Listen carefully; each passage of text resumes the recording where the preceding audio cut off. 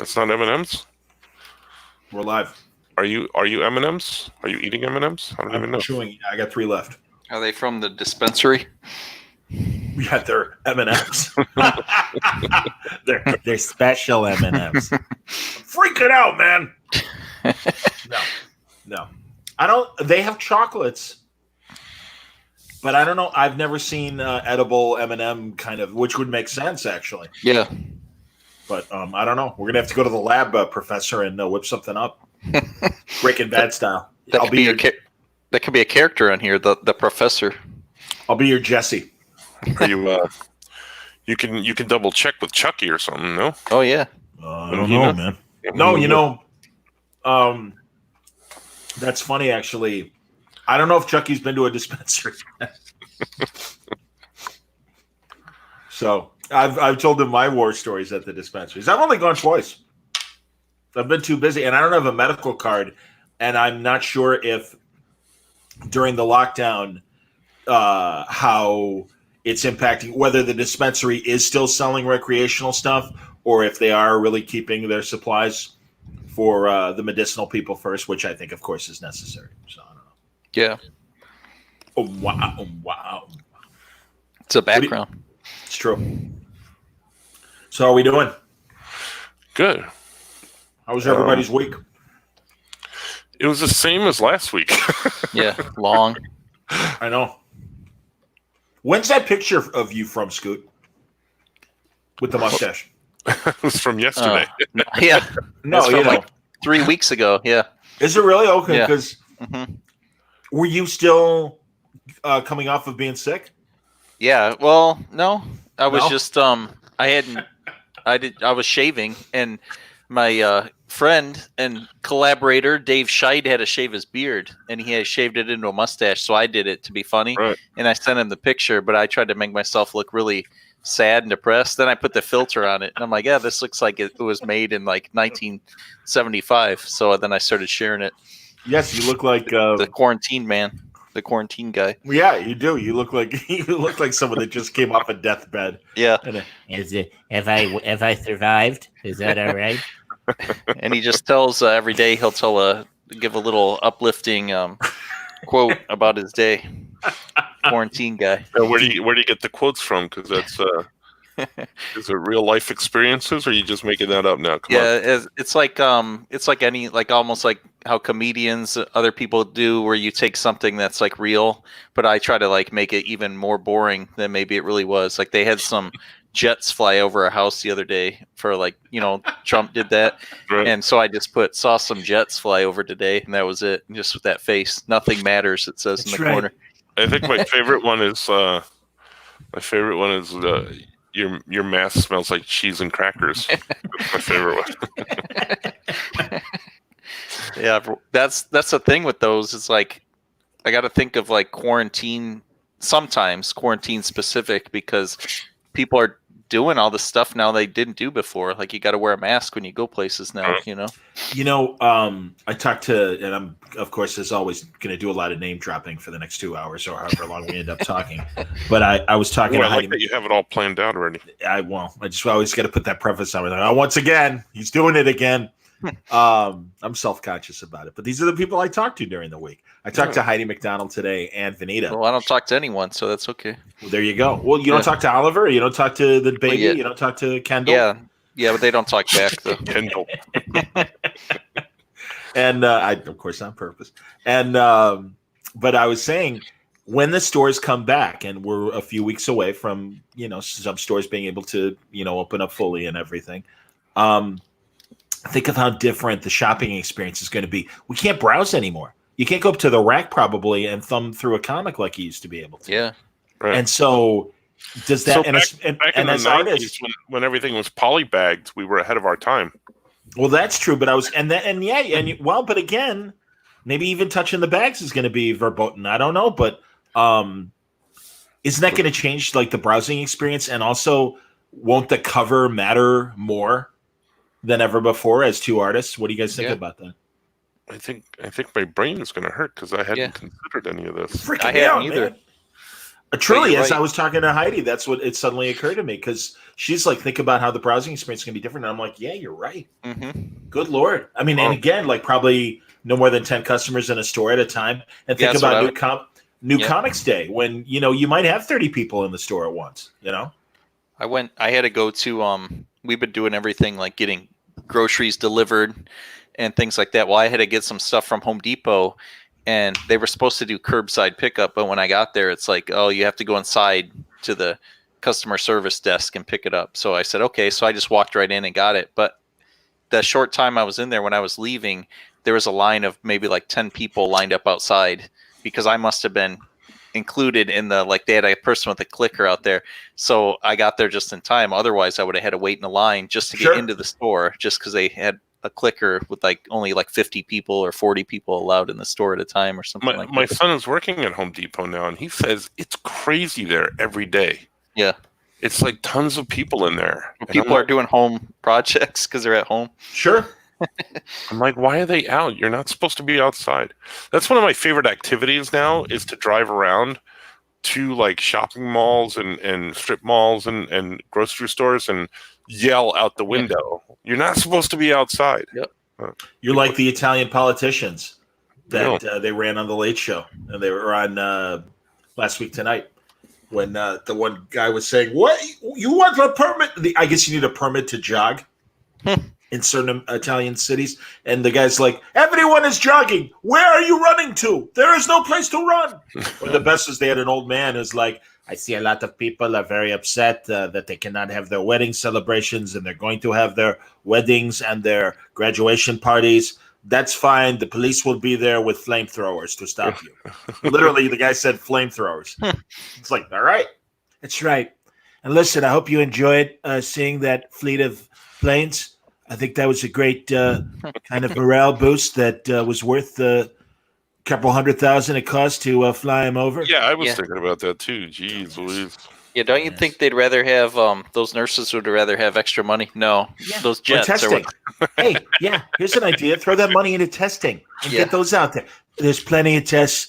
Anybody who wants to get a test can get a test. All my people have tests. Yeah, because they're in the White House, dumbass. You're helping them first. I hate that guy. I know a friend right now who he's got a cold, but they want him to get tested because his wife just had cancer and she's in remission. Oh, wow. So they told him, you have to get tested. So he got tested. I go, oh, when will you know your results? He's like, they said 7 days. And I'm like, still? Because when I took my test way back in early March, it was a week. And I thought by now they'd have sped up that waiting process because some people get the test done and they find out later the day, these athletes that were getting tested, they were finding out the same day whether or not they had it. But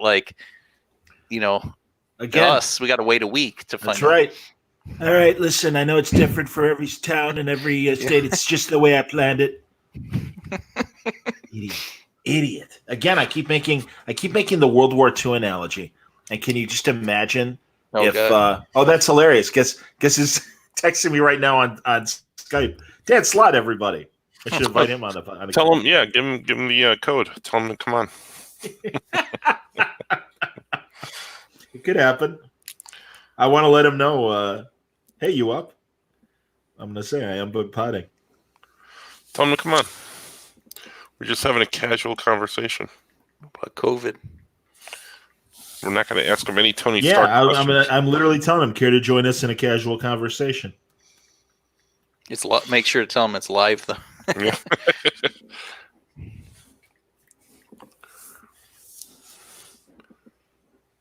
Johnny's texting, so everything went sorry, silent. everybody. I know I'm not talking, so you would think that the other two people on the podcast might filter for time, but maybe not. I was, holding my breath. Yeah, I was inking. So. See, I had to draw this huge line right there. See that line? I had to draw that line. So there. Oh, I like that. You showed that earlier. I saw you posted that. Somebody bought it. Somebody bought this earlier today, and then they were saying, I love the drawing. I just bought the drawing, but it's too bad Gleek wasn't on there. And I'm like, oh my God, I totally forgot about Gleek. Yeah. And then I wrote to the guy and I said, would you be upset if I added him? And he's like, no. He goes, I'll pay you extra. I'm like, no, don't worry about it. He's typing right now. So I'm going to bet he's going to say no. He's going to say no. You know, because he's. I know it's like. He's going to say the no. Because yeah, I mean I'm still behind on work. Can't get caught potty. That's excuse. It's all right. Well, he can work as we're working as we're potting. Come on. Exactly. No, every now and then Dan will get writer's block and just be like, all right, I'm frustrated. I got to talk to you for like 20 minutes. I'm like, okay, man, that's cool. And he'll just tell him to come on for 20 minutes. Tons of nerd stuff. And then, yeah. But all right, so hopefully he was on really early on during the lockdown. And we didn't do a live talk, but we had a great 2-hour chat about everything. And I'm really excited about the stuff that Dan's working on right now. Fantastic Four is great. Loving Iron Man. They got Arno Stark, the Iron Man of 2020. It is so – man, again, Francis, when we were babies, I mean, that was so far in the future. And here we are. Yeah. I heard that Disney Plus is looking to maybe do a Spider-Man 2099 series. That would be excellent. God, on the animated series, when they did it in Spider-Verse, their version, it was really, really good. Mm-hmm. So – let's see. Oh, by the way, if you have Hulu, the 8-episode season of Solar Opposites is Rick and Morty levels of good at 24 minutes an episode. It's also equipped. So that's good to know. I can write that on my list. And I will say the same thing about Harley Quinn.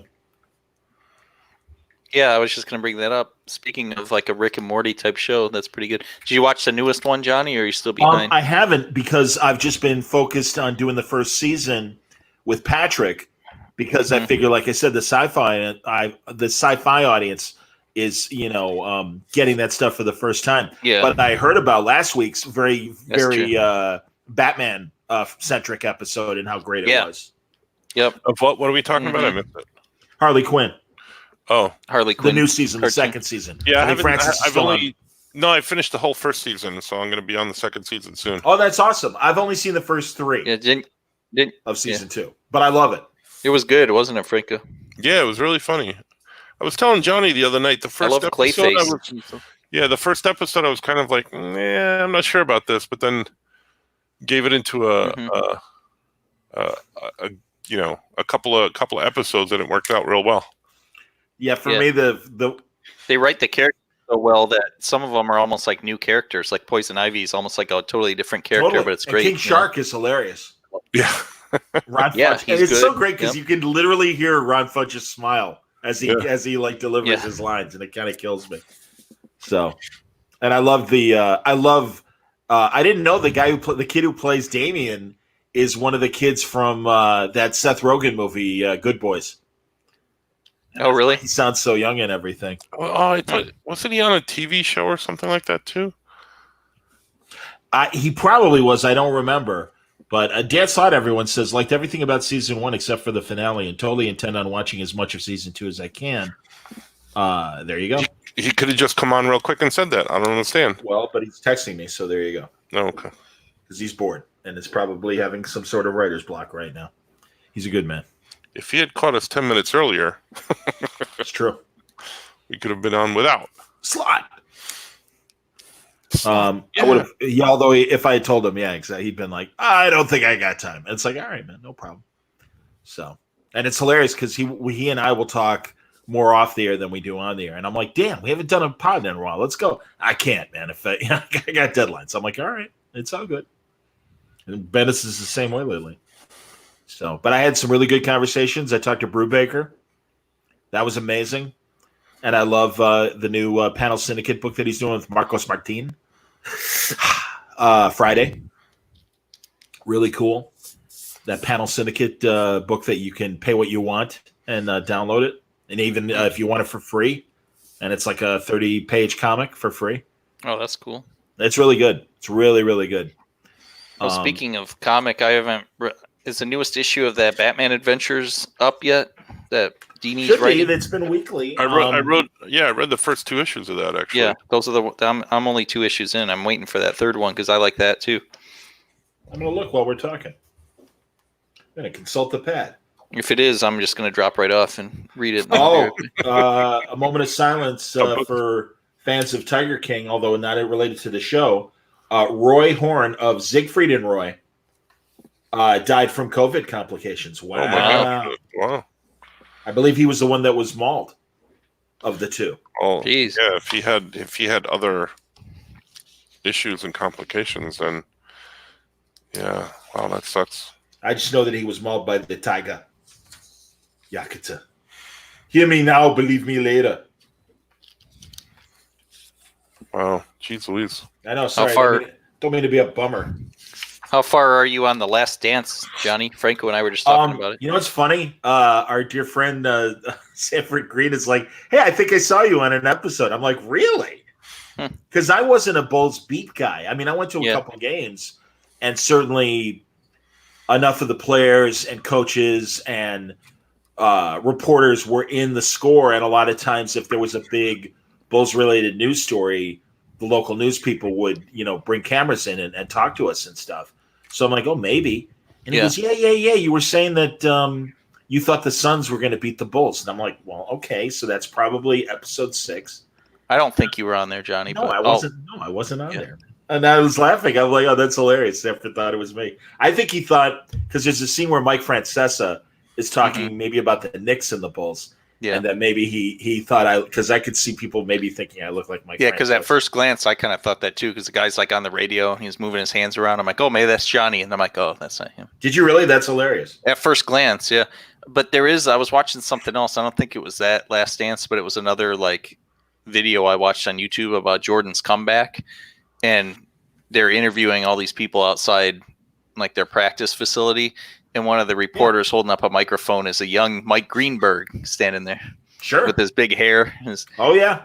No, and you're right. No, he worked at both the Score. Yeah. And then he also worked at when the Chicago Tribune had a 24-hour news channel on cable, CLTV. So it would have been for one of those. Yeah. But no, and that's why I love watching it, because so many shots of the press interviewing people, literally all my friends. So it cracks me up. It's like watching a photo album come to life. It's great. My cousin was driving in the car the other morning, and I don't know how, or maybe he was watching TV, and Greenberg has a show on TV on ESPN2 or something. First Take. And he texted us. He's like, man, Greeny is such a phony. And I was like, what are you talking about? He goes, just the way he acts. I go, no. I go, that's really how he is. I go, my friend John knows him. He said he's exactly like that in real life. He absolutely is. He goes, I don't believe it. And I go, yeah, he is. Well, I'm sorry, but yeah, no, that is exactly how he is. And he's hilarious. Batman: The Adventures continue. The third issue came out this past Wednesday. I'll be right back. No problem. Are you really? There you go. It's past Wednesday already? I know. Believe me. Thank you, Jeremy. And so now Deathstroke. That's really nice. There you go. Thank you. And that lovely panel podcast. That's lovely. I'm excited for where the Batman Adventures comic book is going, because like Deathstroke, first time Deathstroke appears in that universe, and I think we all can like read between the lines that Jason Todd is coming as well. Yep. I read something. Somebody had put up a review of it or something like that, and said, "Yeah, the artwork's really lacking, though." And I'm like, have you seen any of the show at all? Yeah, really.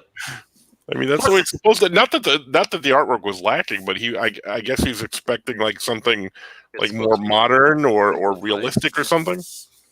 Plus, it's Ty Templeton, right? Who we love. I mean, good Lord. I was telling the DC guys, I'm like, seriously, really want to talk to Ty Templeton. There's a guy that I've wanted to talk to at a convention for 30 years, let alone 15 years of podcasting. So, guys, on Sunday, Word Balloon, 15 years old. Hey, congrats. Oh, really? Yep. Wow. Yep. It's weird.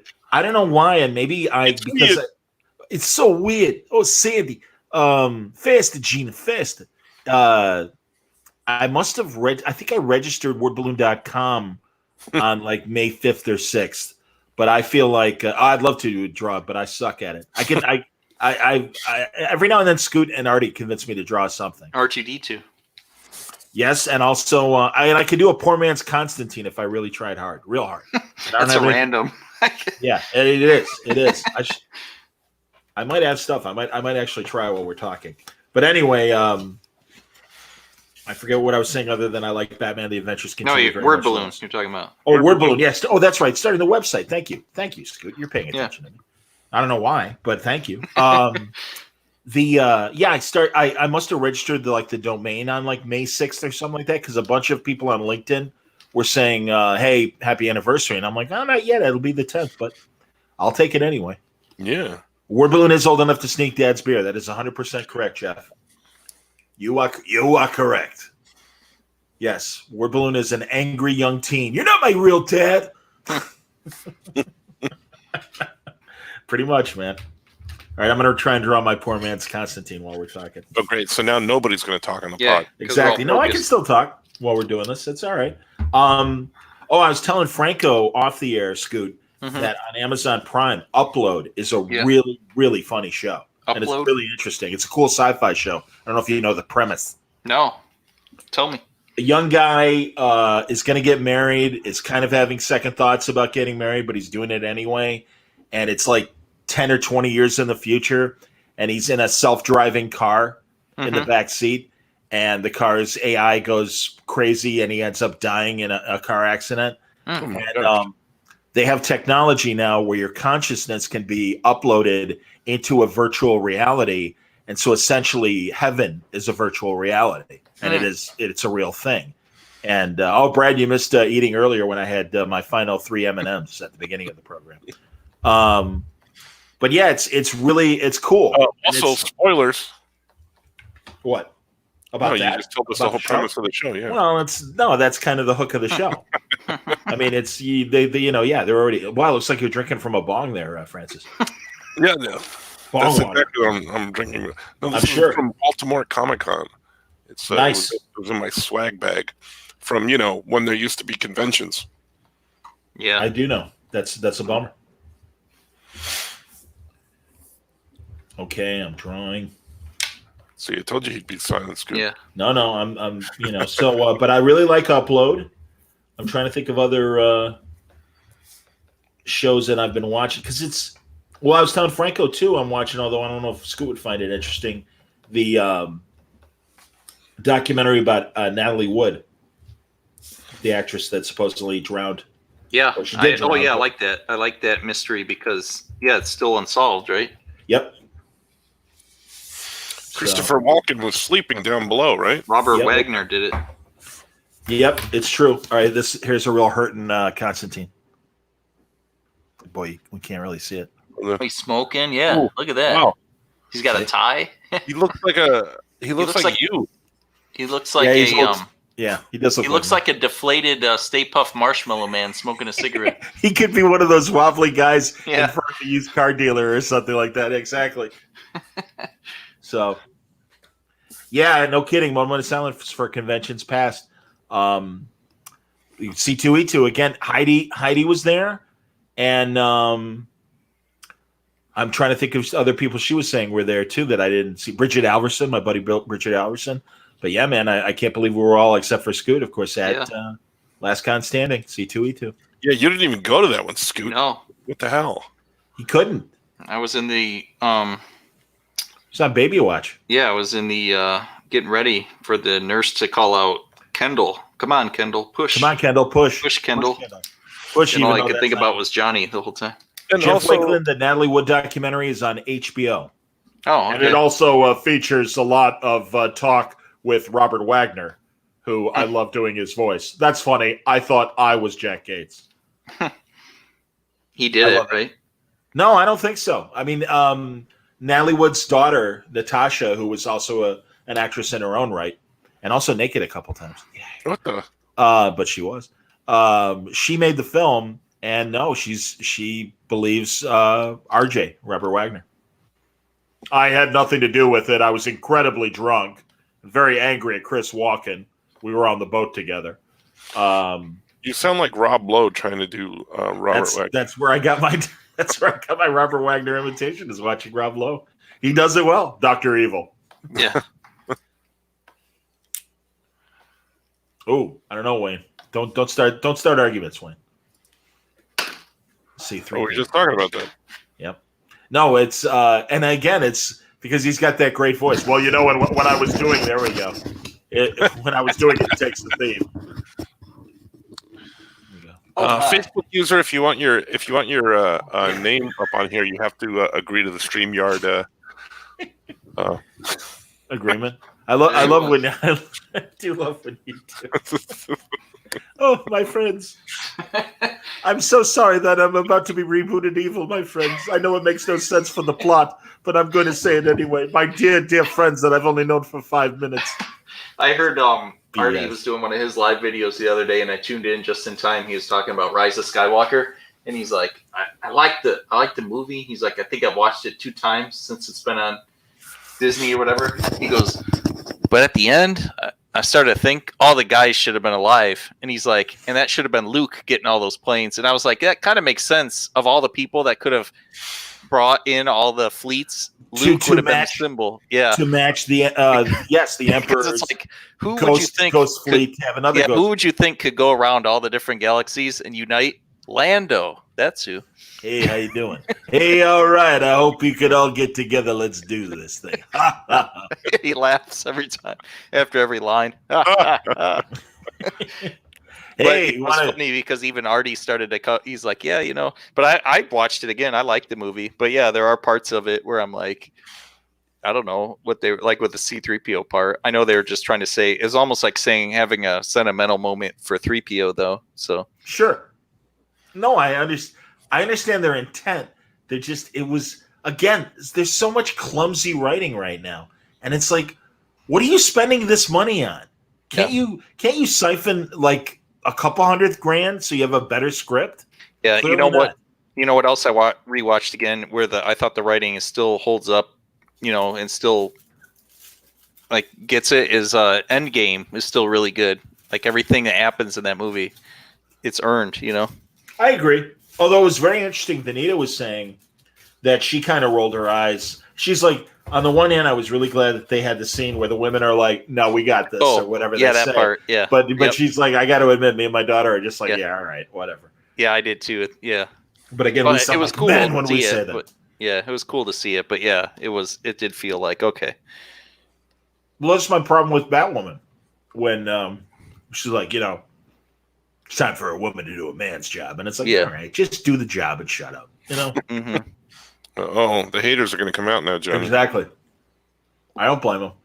As Francis, you were saying on the talkback with Vanita that you started watching the Mandalorian documentary. Yeah, it's it's awesome because they're different driveways today.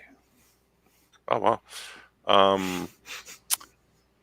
Yeah, the first episode is all about the directors, and it was interesting to hear them talking about stuff in terms of you know how he went about picking the directors, because Jon Favreau was the guy who like pulled all these different guys together, and you know how he wanted the different voices, you know, because it was all, you know, it's all strung together as one narrative, but each one of them, each episode had its own unique style and voice, and it was kind of cool. So I'm interested to see what happens when they get to the special effects stuff, which I'm hoping that they'll get to, and all the other stuff too. So,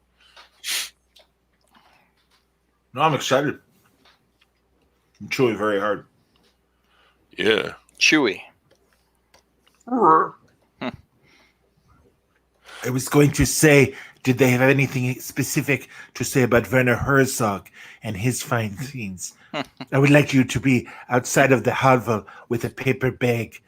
I love Werner Herzog. Grizzly Man. He wasn't Grizzly Man. He did the narration for that, didn't he? For that documentary, I don't know. I didn't see them. Oh, are you saying the movie documentary or whatever? Yeah, the documentary where that guy got eaten by those grizzly bears. Oh, he might have. I don't know. Grizzly Man, it's called. He did the narration for that. I had no idea. It's good, Johnny. That's cool. Gabe Hartman was saying Tubi has a bunch of foreign Werner Herzog movies, German movies that he made. That I was listening to you talk to Vanita. What is Tubi? I've heard of it, but now what is it? Tubi is a streaming channel that is on Roku, and you can likely get it, I would assume, on a laptop without anything. They have commercials every 10 minutes to interrupt a movie or a TV show. I But think you're wrong. He directed Grizzly Man, according to David Fowley. David Foley would know, being a movie critic. So there you go. Yes, I made Grizzly Man. It was all about the bears and men. Grizzly men. Thank you, Werner. Grizzly Man.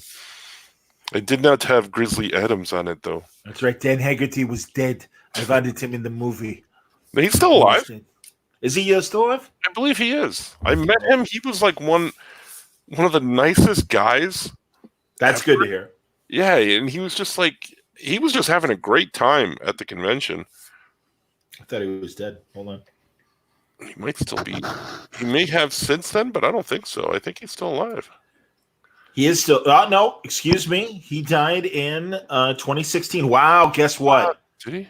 It's about time. It's that 1 out of 10 that I actually get right when I disagree look with at Francis about something. Oh, So yeah, 2016. That's was only a 4 few- years ago. it was a few years ago that I met him. He was super nice. 2016, really? That's what it said, sir. Damn, we're getting old. January 15, 2016. He would have been on one of our Bring Out Your Dead sessions. Oh man, I like this picture of him where he almost looks like a Gibb brother. yeah. In your eyes in the morning sun, I feel Why- it. David, why are you typing all this stuff? Why don't you just come onto the show with us at this point? It's true, Folly. No, David's been chiming in on a lot of the Word Balloon live stream sessions. Oh, excuse me, that's my show. It's not my stream. It's your show. My It's show. not- yeah. There you go. Oh, you can also get Tubi on PlayStation. I've been watching some cult classics. Absolutely. I do not remember Dan Haggerty on Battle of the Network Stars, but I love Battle of the Network I Stars. used to watch those every year. I loved them. Here comes Gabe Kaplan. Mm-hmm. That guy rode like the What's wind, and his fro was like just Like the whipping tail of a comet. That's the best. That is the best matchup from Battle of the Network Stars. The 50-yard dash he and Robert Conrad run against each other. And Robert Conrad is all swagger. And yeah, all right, I'll race you. and Schlubby Gabe Kaplan runs like the wind and beats Robert Conrad in a 50-yard dash. Good stuff, man. But I give Conrad credit. He was a good sportsman. He's like, no, that was good. And the best was because it was all about the relay race, and they thought one team cheated. And Telly Savalas was from CBS, and he was the captain. And he's chain smoking while he's like, they're doing a relay race. And he's like, Howard, this is completely unfair. And it's Kojak just chain smoking at this athletic event. It's like, all Gil right. Gerard. What about Gil Gerard, David? Maybe he did another Battle of the Network Stars. I could see him doing Buck Rogers. I'm good. Ever since he got his gastro bypass, he looks like Buck Rogers again. He was looking pretty heavy. He was looking like me, like a mailbox for a couple of years. And he got really serious and did a gastro bypass and got back in shape. And now he looks like Buck Rogers. He looks like Buck Rogers' grandfather, but he looks like Buck Rogers again. The Jack Kirby Hulk looks like a mailbox. You know What's what that? is every once in a while I'll do, like last night I did a live drawing, Mhm. and Gil Gerard pops in and watches. That's fantastic. It freaks me out every time he does it because I see his name pop up and I'm like, okay, I'll be cool. In 1987, Captain William Buck Rogers. William Conrad doing the thing. Watch Rad Rasner versus Robert Conrad in Tug of War. It's on YouTube. I would watch that. Mary. Oh, hey Lou, let's play tug of war with Robert Conrad. I don't know, Mer. Oh, yeah, oh. My Ted Knight. Meanwhile, in the newsroom, Man, I saw Gil years ago at Wars of the World Chicago, and he was sweating buckets. Yeah, I think I probably saw that too. So no, he I want to know why you mentioned him to begin with, David. Gil Gerard. Da, da, da. They remastered the whole Buck Rogers 2 seasons for Blu-ray, and they look amazing. Does it still suck? It does still suck, but it is really crisp, and all the effects look great. And because at BBM, the radio station I worked at, we had HD high def television screens, and we'd put on the reruns. Like, oh my god, look how great the Buck Rogers show! Look how great Morgan Fairchild looks. And More than half of those shows, I only saw half of the episode, the last half of the episode. because I would go to CCD, and that was on Thursday nights. I had reached an age. Usually they're on Saturday mornings or whatever, but I had reached the age where they were on Thursday nights, and you know, I had to go to CCD, and I would miss half of it, and I was so upset, and I wanted to quit, but my parents wouldn't let me. Well, Yeah, sure. I had to go to CCD too, and ours was on Sunday morning, and Ren and Stimpy was always on. I wanted to stay home and watch that. I hated Greek school, which was my equivalent of CCD, and my parents listened to me and like, "Yeah, you don't have to do that anymore." And I regret it because I never really learned how to speak Greek properly, and that. And I always like to point out during Easter season and stuff in Lent, my parents like, you know, you're 14, you can make your own mind up, and I was already like halfway through a bologna sandwich before they finished their sentence. Like, what? I'm eating meat. Is that all right? All right. Well, we did say you can make up your own mind, so. I left the church, or should I say, the church left me. It hurts. Did he really? I was just watching The Expendables 3 tonight. Because Stallone announced a sequel to Demolition Man. You know, for the audio people, we should read some of these. oh yeah, sorry. That's all right. Forget. That's good to know. Hey, how you doing? We're gonna make another one. Will Sandra Bullock be in it? Oh, maybe. She's got to be, right? What's her? Colin, I didn't know you were Greek. That's interesting. We should Makes really sense. send him the invite at this He point. looks Mediterranean, so I could see that. Here's something. I don't know if you knew this, but Dave Fowley's a Greek man. Good stuff, man. How many restaurants in your family, Fowley? I'm going to possibly draw something else. We'll see what my hand Yeah, does. do it. Who's been doing AMA on Insta?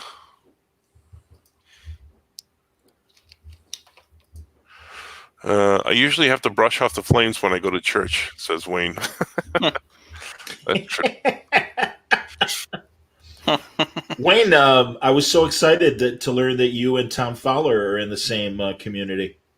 And he was telling me various things that you have bought from him over the years. And I thought that was really interesting to learn. A couple of covers that he did for oh God, I'm trying to remember. I can't remember, but it was interesting. And I love Tom. Tom Fowler's a great dude. One of my favorite people in comics. I miss that dude. I like them. Isn't he one of the 3 stages of comic book man? Yes. Well, modern man. Yeah, he's caveman. And then you get a little closer to like maybe Cro-Magnon is well, he's Cro-Magnon, and then Neanderthal is Norton, and Chris Samney is Homo sapien. And that's your 3 stages of man. It's like, yeah. It would be that. Wayne says that Tom is about 10 minutes from his house. That's amazing. I kept meaning to ask him who the other creators are in his community. Who are the cartoonists in your neighborhood? That type of thing. I get nobody. This is why I come on here all the time. Yeah, I me understand. too. Okay. Jamie Farr doesn't draw cartoons, so. Who's this now? This is How about that one? this is Constantine again. Now No, he's got a it's secret a little- coming out. Frankenstein. Thank you. Exactly. There you go. Well done, Scoot. That's Stay Puft Marshmallow Man if he was Frankenstein. If he's deflated. Exactly. Melting. So, Mid-melt. That's good, all Jen. dudes with owls. Thanks, man. You don't draw their feet, just like Tom or Rob Exactly. Liefeld. Like Rob Liefeld. Exactly. No, that's about as good. And I really don't know what I'm doing until like I draw the head and I'm like, oh, that kind of looks like a Frankenstein. All right, I'm going to run with that. It's Mike Richardson, everybody, from Dark Horse Comics. Who, of Those course, resembles Ted Cassidy in the Addams Family. those Liefeld interviews you do are always good, though. He's a good guest on there.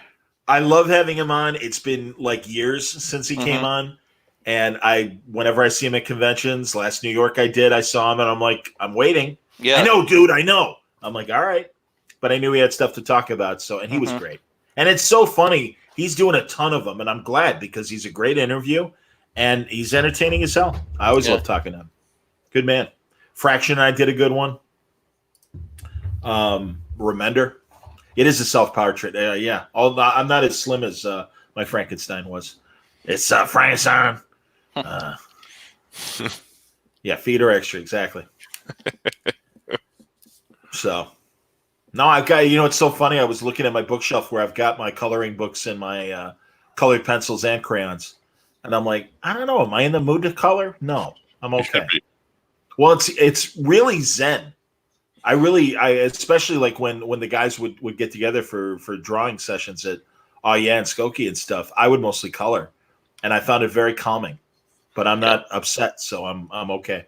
I don't need to color, and I don't have time because I'm working on all these other projects. Don't have time to color.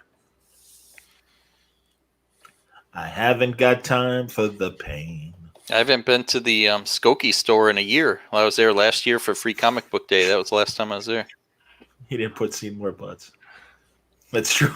Jack's kid was watching and noticed that I did not call myself Seymour Butts. Good to know, Wayne. The Walt Louise stream was great. Oh yeah, thank you. That will be coming to the feed on audio as well as a Mark Wade conversation. So Yeah, that's our intent. They're great. Louise and Walt are just great and so gracious. What interesting story can you tease us with? You don't have to go into full detail, but we'll listen to the finished project when it happens. Well, we like to ask silly questions too. But we asked them what was some of the fun fan interactions they've had. I asked Louise because I remember talking to Jerry Ordway about when he was working on the Death of Superman stuff and how a couple of the people got death threats. And I asked Louise if she got a death threat, like if she, and she said, well, people were very mad. She doesn't specifically remember anybody getting a death threat. So I think someone was lying to me somewhere. Funny. Or it happened and then just didn't happen with her. So cool. No, I look forward to it. They're the best. They are the nicest folks. But it's funny because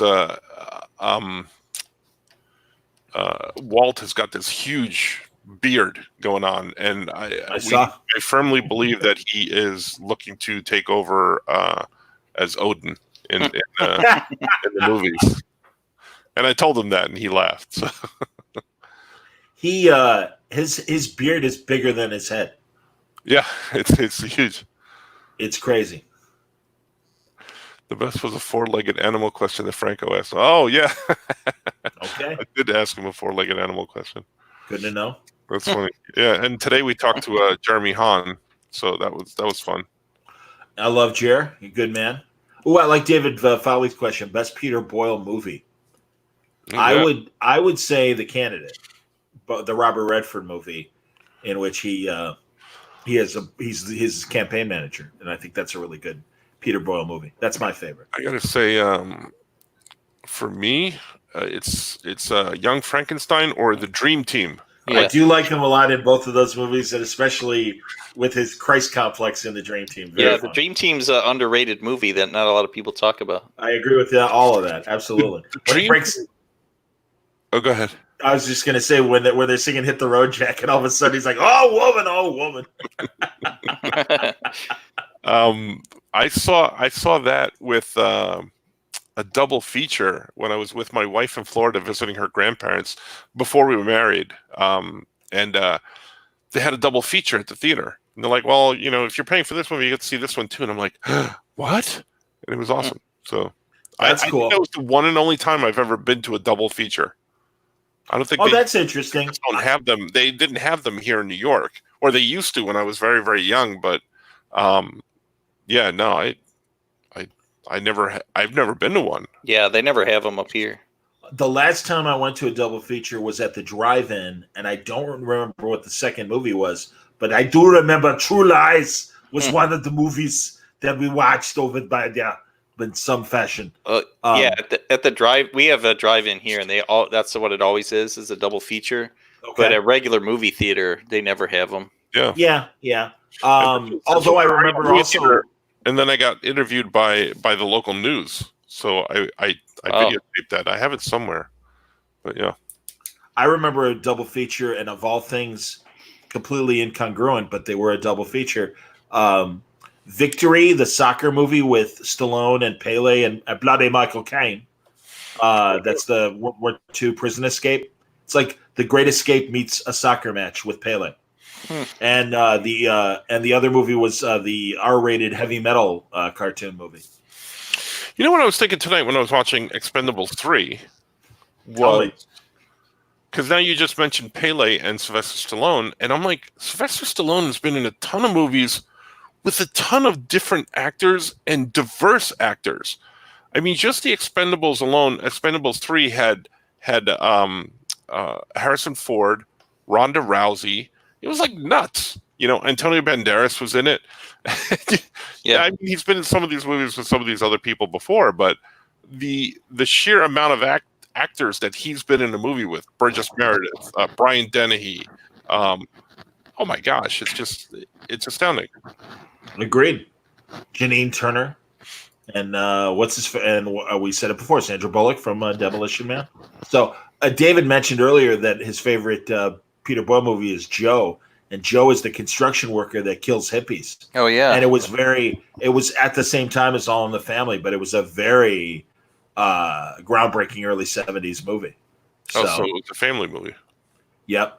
The old Des Plaines Theater. This is my neighborhood back in the day. What did he see? Witness and Runaway Train. You see, again, those make no sense to be a double feature, but there they were. What's Walt stories about the studio guys, Continuity Studio, and of course, Chaikin are great. Sure. Yeah, I always find that interesting that he and Chaikin, shared that studio and stuff. Interesting stuff. Good stuff. Yes, I'm looking at the comments. I like. Very good. But yeah, I saw True Lies in the drive-in theater. It was really good on the big giant screen and the sound coming from my stereo, my FM stereo. Yeah. This is everybody's chance to ask us questions without any of the other guys around, and nobody's That's taking true. advantage of it. Very true. Of course, Lion is still I'll getting get it. That's right. Stop or my mom will shoot. You remember that SNL sketch that Stallone was on where Norm Macdonald played a guy that was in a car accident and Stallone was like a paramedic that was trying to help him? Do you guys remember that? No. And Hey, Norm how Macdonald, you doing, Well, Norm Macdonald starts throwing out all these things. He goes, Stallone's trying to help him and he's like, stop. And Stallone goes, okay. And he goes, stop or my mom will shoot. Sucked. and he's like, just his dry delivery. And he's naming off all of Stallone's movies and how much he hates all of them. He goes, something about, I'm going to butcher the delivery, but the funny part is like the punchline. He says something about like, the move, something where they're fighting over custody of their kids with arm wrestling, and it's because that one movie Over the Top. Sure. And he's trying to win his son back. Yes. Winning an arm, and Stallone is getting like increasingly pissed off because Norm Macdonald keeps ripping on all of his movies. I like Stop. Speaking or of my mom Saturday will Night Live, yeah. Speaking of Saturday Night Live, again, I saw this when I was at my wife's grandparents' house in Florida. So it must have been around the same time. But you remember the skit Toonces, the driving cat? Of course. Yep, I remember that. They beat the hell out of that. Yeah, they beat the hell out of that sketch over the years. But the very first one, I almost lost my life to that. I laughed so hard, and it was funny, but not as funny as I was laughing for the reason. But I was choking on water, and I almost died that night because of that skit. It was. You must not have been the only one because they, like you said, they did a lot of them. So. By the way, Franco and I were racking our brains trying to remember a Saturday Night Live cast member. Oh, I've got her first name, No. Jan. Jan Hooks. Jan Hooks. That a boy, Scoot. Good job. It was driving us crazy because we were talking about Third Rock and how great Third Rock from the Sun was. And I'm like, remember that SNL character showed up in a couple, like later on in seasons and stuff, and it was Jan Hooks. And man, it's so sad. She had a very tragic ending to her life.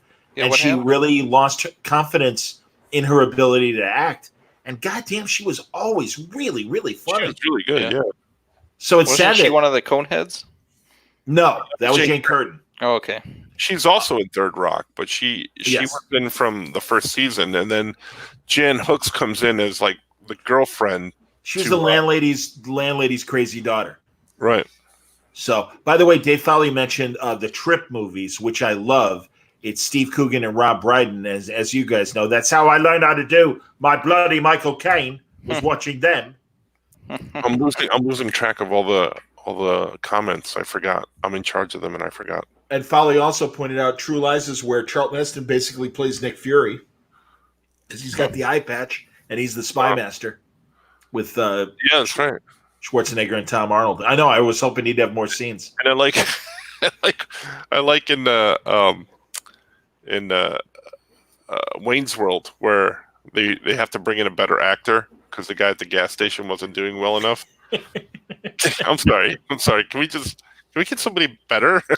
It's Charlton Heston. Charlton Heston. His SNL where he hosted, it's a weird episode, but there's some really good things in there where he plays like an old guy working at a grocery store that is completely out of his mind, and Phil Hartman plays like the store manager, and he keeps calling him Captain. Oh, I understand, Captain.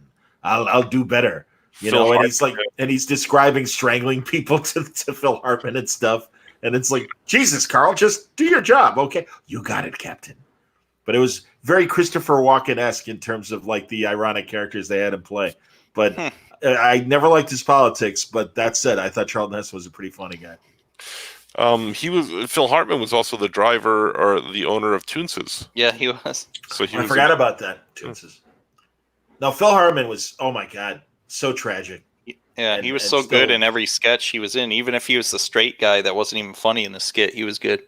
Well, and he was Pee-wee, Paul Rubin's like principal collaborator on all the movies and the stage show. And I do know, and I'm sure I've told this story before, a good group of my on the TV show, the Pee-wee's Playhouse too. Right, he was Captain Carl. Yeah. He was really looked upon as like a comedy mentor for the younger SNL cast members because he was big in the LA sketch group, the Groundlings. And a bunch of my friends who went to Marquette University and were good friends with Chris Farley saw SNL shot a few times live, and they were at a cast party one night, and there was a sketch between Farley and Phil Hartman where he played a beat cop, like a street, policeman and stuff, and it didn't quite work. And Farley was talking to my friends that knew him, and Hartman came up and said, "Chris, can I talk to you for a second?" He took him over. And they were just discussing stuff, and my friends couldn't hear the conversation. And they thought that Hartman was chewing him out. And they're like, "Hey, is everything cool?" And he goes, "What do you mean?" He goes, "Well, it looked like he was kind of yelling at you." Like, he said, "Oh, no. He goes, like, Phil's the best." He goes, "We all listen to Phil." He goes, like, Phil's like our coach. He goes, he tells us what worked and what didn't. And, like, maybe try this time. He goes, but never with any anger or anything like that. Just kind of, hey, this is what I think we should have done instead. Yeah. So it was really cool to hear that. And there's a great, at least it's well-reviewed, biography of Phil Hartman that I haven't picked up yet, just partially because I know the ending is so tragic, and also that terrible relationship that he had with his wife, who was really jealous of his success. So, Folly ate pizza from Bert's Pizza in Morton Grove. Bert's Pizza is amazing, and I can't recommend it enough if you find yourself in suburban Chicago. Pequod's, which is a big favorite for a lot of the comic creators that come to town for Chicago conventions, we ended up taking them to Pequod's. That's another great pizza joint. And Franco disagrees. It's really. Did you ever have? Not to be confused with the Younglings, which which Anakin killed them all. That's true. That's true. And Wayne asked if we watched Kids in the Hall. I loved Kids in the Hall. The very first episode I saw was the guy crushing the heads. I crush you. And Mark I thought McKinney. Yeah. And I'm like, what am I watching? And then got sucked in. I loved Kids in the Hall. Oh yeah. I also liked his blues character that he used to play, Mark McKinney. I think they're bringing it back for something. Yeah, they're working on a new thing. Yeah, the kids are working on it. I even liked their movie, Brain Candy. I thought Brain Candy was very funny. It's a weird movie, but I like it a lot. And Wayne might know, I had a conversation, I haven't posted it yet, with Rick Green, who was the host of Prisoners of Gravity, a great Canadian television show where they interviewed a lot of sci-fi writers and especially comic book creators. And it was on in the very early 90s, like from 1990 to 1994. And they had everybody. They had Neil Gaiman, they had Will Eisner, they had Jack Kirby's last video interview in 1994. Interesting stuff. And I didn't realize that Rick, in addition to doing Prisoners of Gravity, was a member of a great precursor to the Kids in the Hall, another great Canadian sketch comedy group, The Frantics. And The Frantics were funny as hell. Dr. Demento used to play their audio sketches all the time, and it was really, really funny stuff. And also, Rick was in Red Green, the Canadian show that is also very funny. So I didn't know that. I hope to have Rick on again to talk more about his Canadian comedy, but mostly we talked about Prisoners of Gravity, and it's going to be a good show. And I know my Canadian listeners will enjoy it. So there. Oh yeah, Canadians. Hell yeah. Scoot, what are you working on? Someone asked that before. I forgot to ask you. Oh, it's a book for Oni, but it hasn't been announced yet. So I'd love to tell you guys, but I can't. I know what it is. Congratulations. That's wonderful. Pardon my biting my mouth there. Congratulations. It's a creator-owned thing. So Done like 6 pods today. Who did What's 6 that? pods? I said, "Are you tired?" It's not like you've done 6 pods or Exactly. I did. I did 3 pods today and a Zoom call with friends. So yes. Ooh, Very aren't social we Mr. Popular? yeah, People like me. Faster, Gina. Faster. So weird. I think Mario was asking what our next movie is going to be, and I keep voting for Boy in the Plastic Bubble, but I understand, Francis, because I was watching it the other day, and obviously when he's a baby and he has these deficiencies that he can't handle regular germs and stuff like that, it is kind of heartbreaking. So I don't really see us cracking wise. that's how we all are right now. Your baby, exactly. But it does get interesting when he's Travolta and he's a sweat hog in a plastic bubble. So maybe we'll just cut to the 20 minutes in. all the parts. Yeah, we'll do a short one, a 20-minute one. And Go we'll to the head as a reference to the Frantics. That was one of their big bits that Dr. Demento used to play. And yes, that is in fact the name of one of their good albums and stuff. I am the Podmaster. It's true. Mr. Goodies. We can't do a comedy. Yeah. That's the thing. Why would we make fun of a comedy, David? I mean, it's I don't think that's how you do it. So Canadian. I love Top Secret, by the way. That's a great movie. Oh yeah, Xanadu. Xanadu is a good call. Or That's maybe a pretty bad Barbarella. movie. Maybe we should do Barbarella. Barbarella. No, and again, I don't know. Well, it's so weird. I got to start Which is- watching because I just downloaded the Pluto app after we were talked the other day, the Pluto TV app, and Yeah. I saw they have Mystery Science Theater up there, so I might watch them. Yeah, they have a continuous channel of MST3K. So yeah, that's cool. They had I don't know if they still have it, but they had a James Bond channel too going.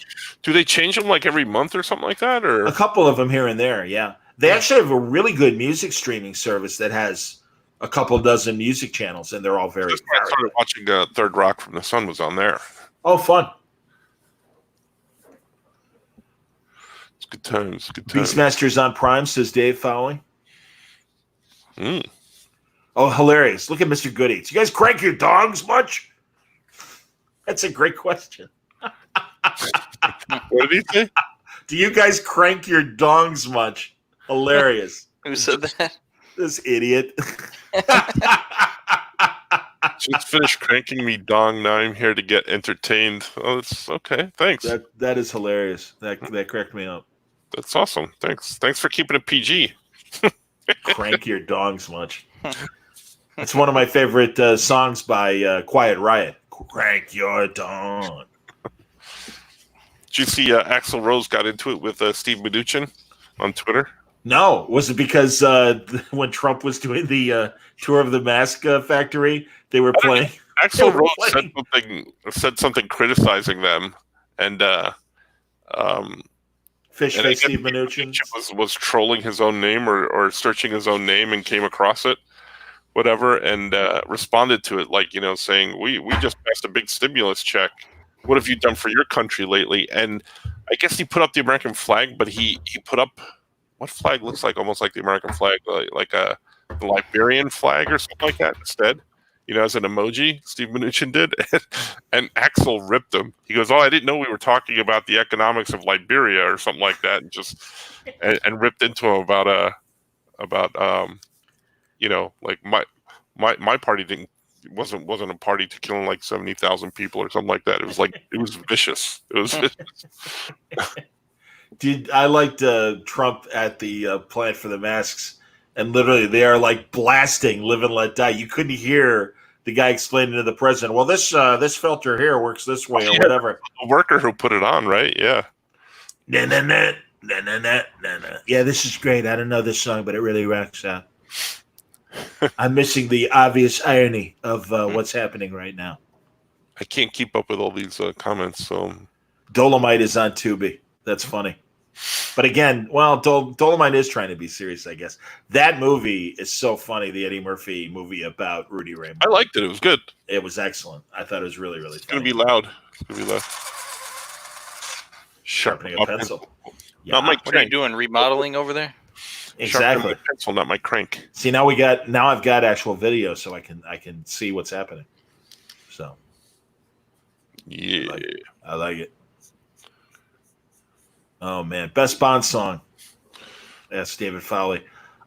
Sure, McCartney's "Live and Let Die" is really great, but I'm a big fan of Goldfinger Yeah. with Shirley Bassey, and I also love Thunderball because especially that final note that Tom Jones says, "Like Thunderball," and it's like, oh my god, you know that several of the tenants were sacrificed in the production of that film. And also, what you call it?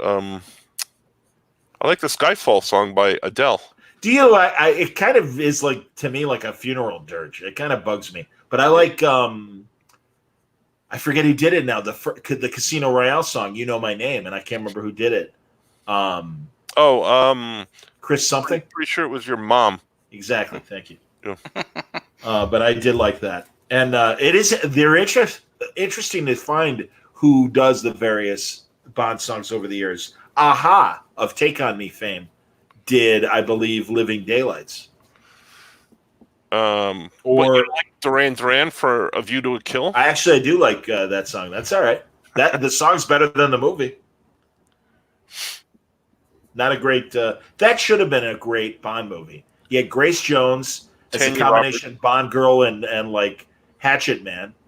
You had what's his face Walken as the Bond villain. Tanya Roberts. Tanya Roberts is a fine Bond girl, absolutely. But unfortunately, I was very old when I did that film. Yeah. Well, I forgot Christopher Walken was in that movie too. Yeah.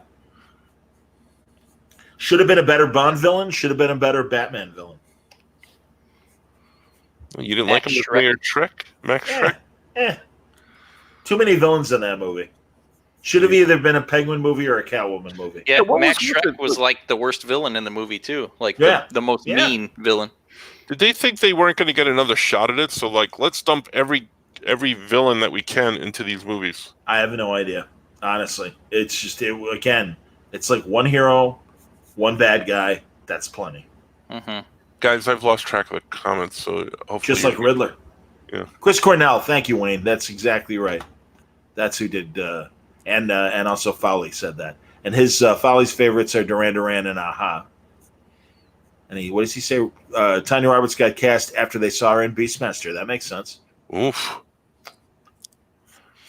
Adele butchered the George Michael. What's that, Francis? I remember seeing Beastmaster after she was on Charlie's Angels.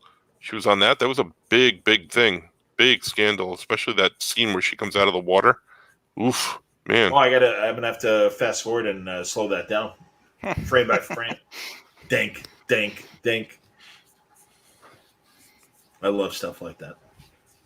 Did you see how we talked about it, didn't we? That they CGI'd that grass skirt on Daryl Hannah in Splash instead of her bocce balls. No, they they extended her hair. Oh, that's right. That's what it was. Horrible, horrible CGI. Yeah. Stupid. Mario says Adele butchered the George Michael's tune at the Grammys after he died. What song did she sing? Father Figure? I don't know, but she was rolling in the deep. I like Adele. I like her as a person because she's not pretentious. And I like some of her songs, but I have to admit I'm not the biggest fan of her singing. It was just a picture of her online, like, because it's her birthday or something like that, and someone snapped a picture of her, and she lost a ton of weight. Oh, good for her.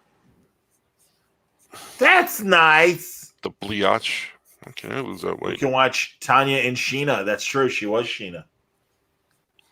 Tanya Oh Roberts. yeah, I remember that. Yeah. But her finest role, of course, is as Laurie Prepon's mother in That 70s Show. She has some issues because she was on that show and then she I think she got into trouble on Charlie's Angels because of her husband, if I remember correctly. Ooh, Johnny left. He decided he's out of there. No, I'm here. Oh, he's we lost your picture though. But I know it'll come back in a second. she got into trouble with her husband, like negotiating her, or am I thinking of Suzanne Summers maybe? But I know she had trouble, but then she was on that 70s show and then she left because of Contract dispute of some sort. Well, they both did because that's why Suzanne Summers left too. Yeah, I don't know. I don't know if her husband was her agent or whatever, but if she were more talented, she would have done more things. wow. I'm John. just saying. I'm not saying. So Wow. it's weird how there was that second squad of Charlie's Angels. It's so weird. Say it again. I was saying that it's that second squad of Charlie's Angels. I mean, Cheryl Ladd was Cheryl Ladd. Let's all hear it for her. Yeah. But then you had Tanya Roberts and you had Shelley Hack, the Charlie commercial girl. Yeah. Kind of free, kind of I was now. in love with Farrah Fawcett. I mean, Oh God, yeah. Who wasn't? yeah, but it was an unnatural kind of love. Hilarious. Oh my God, when she wound up doing that video for Playboy, I feel like I finally reached manhood, and that was later. Oh Like, yeah. Later. No, you're right about that. No, she was definitely closer to her death age than her prime, but she looked I think she amazing. did that when she was like 50. Something like that. Yep. Like- Yep. I remember Joan Collins had posed in Playboy when she was 50 as well. Yes, I remember that. That's true. Dave Foley says Kino Loper is releasing Wild Palms on Blu-ray. Big fan. Good stuff. I liked it. Franco had the Farrah poster. I had the Farrah poster. Yeah, I too. did. I still have it somewhere. Do you really? I think it might be at my mom's house. But you know what? I think I had pinned it up so many times that, I got pinholes in the corners, like, they ripped and shit like that, and stuff like that. And that I finally cut them to make the poster round. So, yeah, it's not in pristine condition, but I think I still have it somewhere. That's cool. Well, it was mass produced, but I'm sure you can find it online. I'm Hell, sure. I'm sure they've been mass producing it, both counterfeits and legit, well, decades after its initial success. Oh, so it's not a collector's item? I don't think so. Oh, come on, Johnny. Sorry, They're like man. comic books. They got to be like collector's items.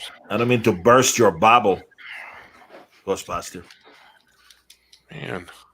Boy, by the way, did they kick that movie down the road months from now in terms of it Ghostbusters? coming out? Yeah, I think so. Yeah. They probably. Yeah. did. Ghostbusters. Yeah. What movies are Ghostbusters. going to be in the theaters when the theater does open? Is it just going to be movies that have already been out? I don't know. Well, didn't AMC and Universal get into a hissy fit about releasing movies on video on demand stuff? Maybe. Yeah. They released Trolls and Mm-hmm. they were like, "Oh, we're going to do this from now on," and AMC's like, "Well, screw you guys. I'm going Yeah. home." Yeah. But it I makes agree. sense, especially if things are going to be like this for a while. Mm-hmm. Who's going to want to go to crowded theaters? No, I The hear South? you. You know? I do. People I in do. the South will. Yeah, they're opening exactly. They're opening it up already. God, we got. I don't know how things are in Jamie Farr's neck of the woods, but here in Chicago, there's a lot of protesters that want the state free, which is kind of stupid Yeah. because we still don't know how many people are sick. Yep. But okay, In Ohio and Michigan, it's like that too. yeah, Michigan's real bad because they have a female governor that Trump referred to as the woman that one time. Ugh. I remember. I've heard her talk. Absolutely. Guys, you're gonna forgive me. I'm gonna go because I am fading. Oh, all right. It's Oh, just fine. sit there and rather- fall asleep. I was gonna say rather exactly as much as you'd enjoy seeing me like. Here, I'll just give you like just 3 seconds.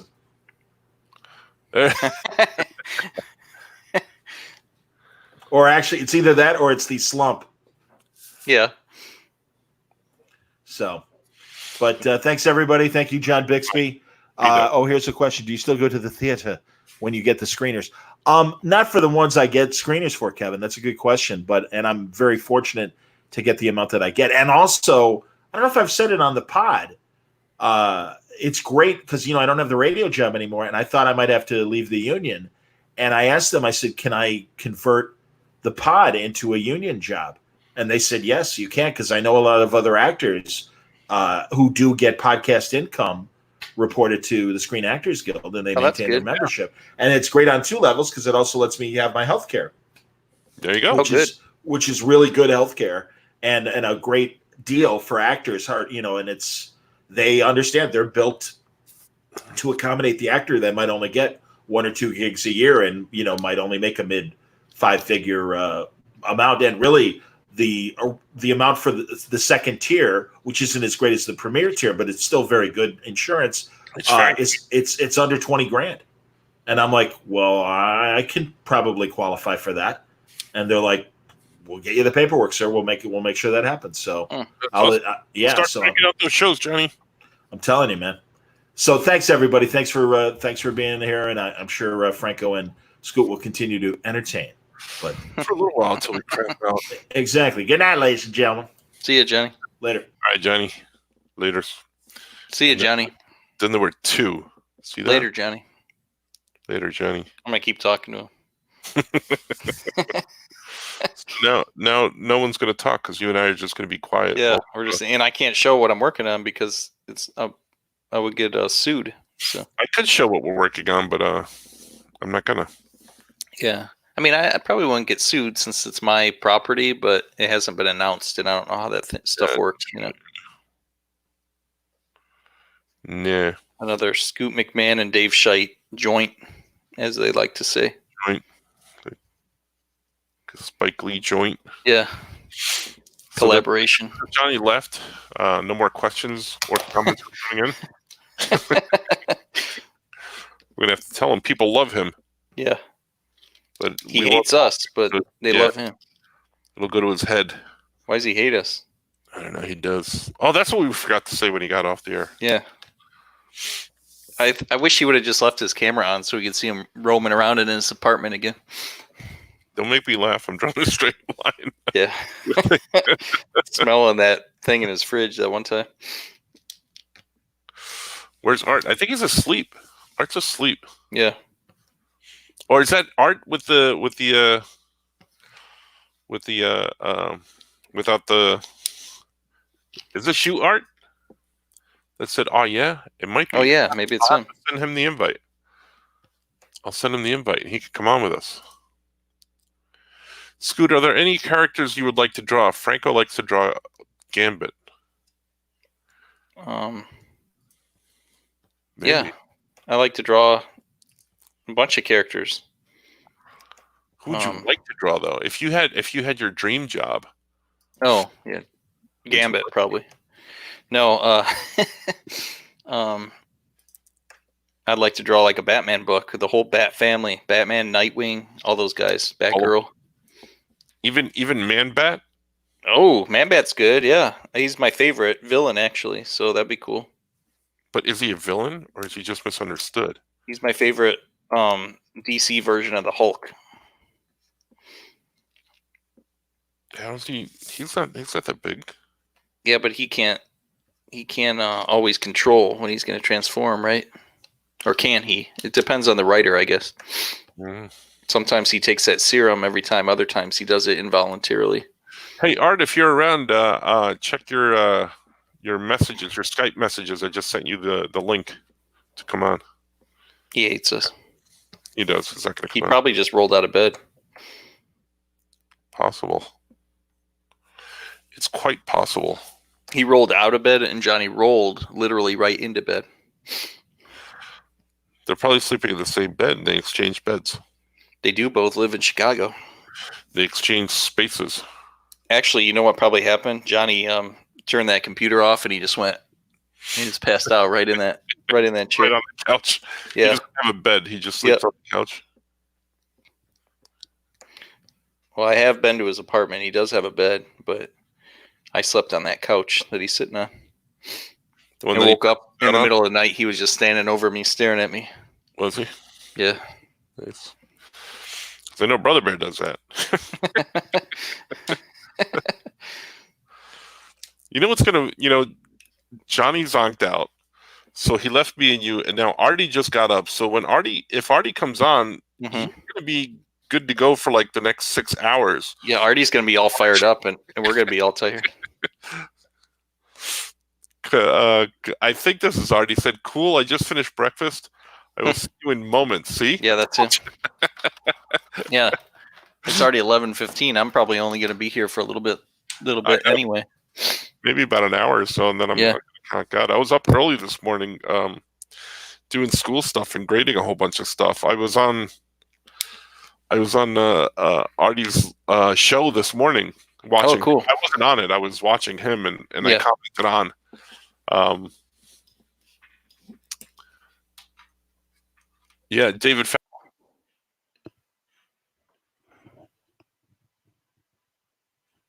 Is it just me? Welcome to the Scoot Show, everyone. Right now, I'm drawing a comic book that Sorry about you that. can't see. Sometimes I click myself out. I was going to say, David Fowley says, "Is it a couch or a sofa?" That Johnny was on. Yeah. I think a futon. Did you Yeah, I'm find the this one missing? that found the glove originally. That glove story came from me. Because they asked me what the apartment looked like. I said, that was spotless. And Johnny's nodding while I'm telling the story.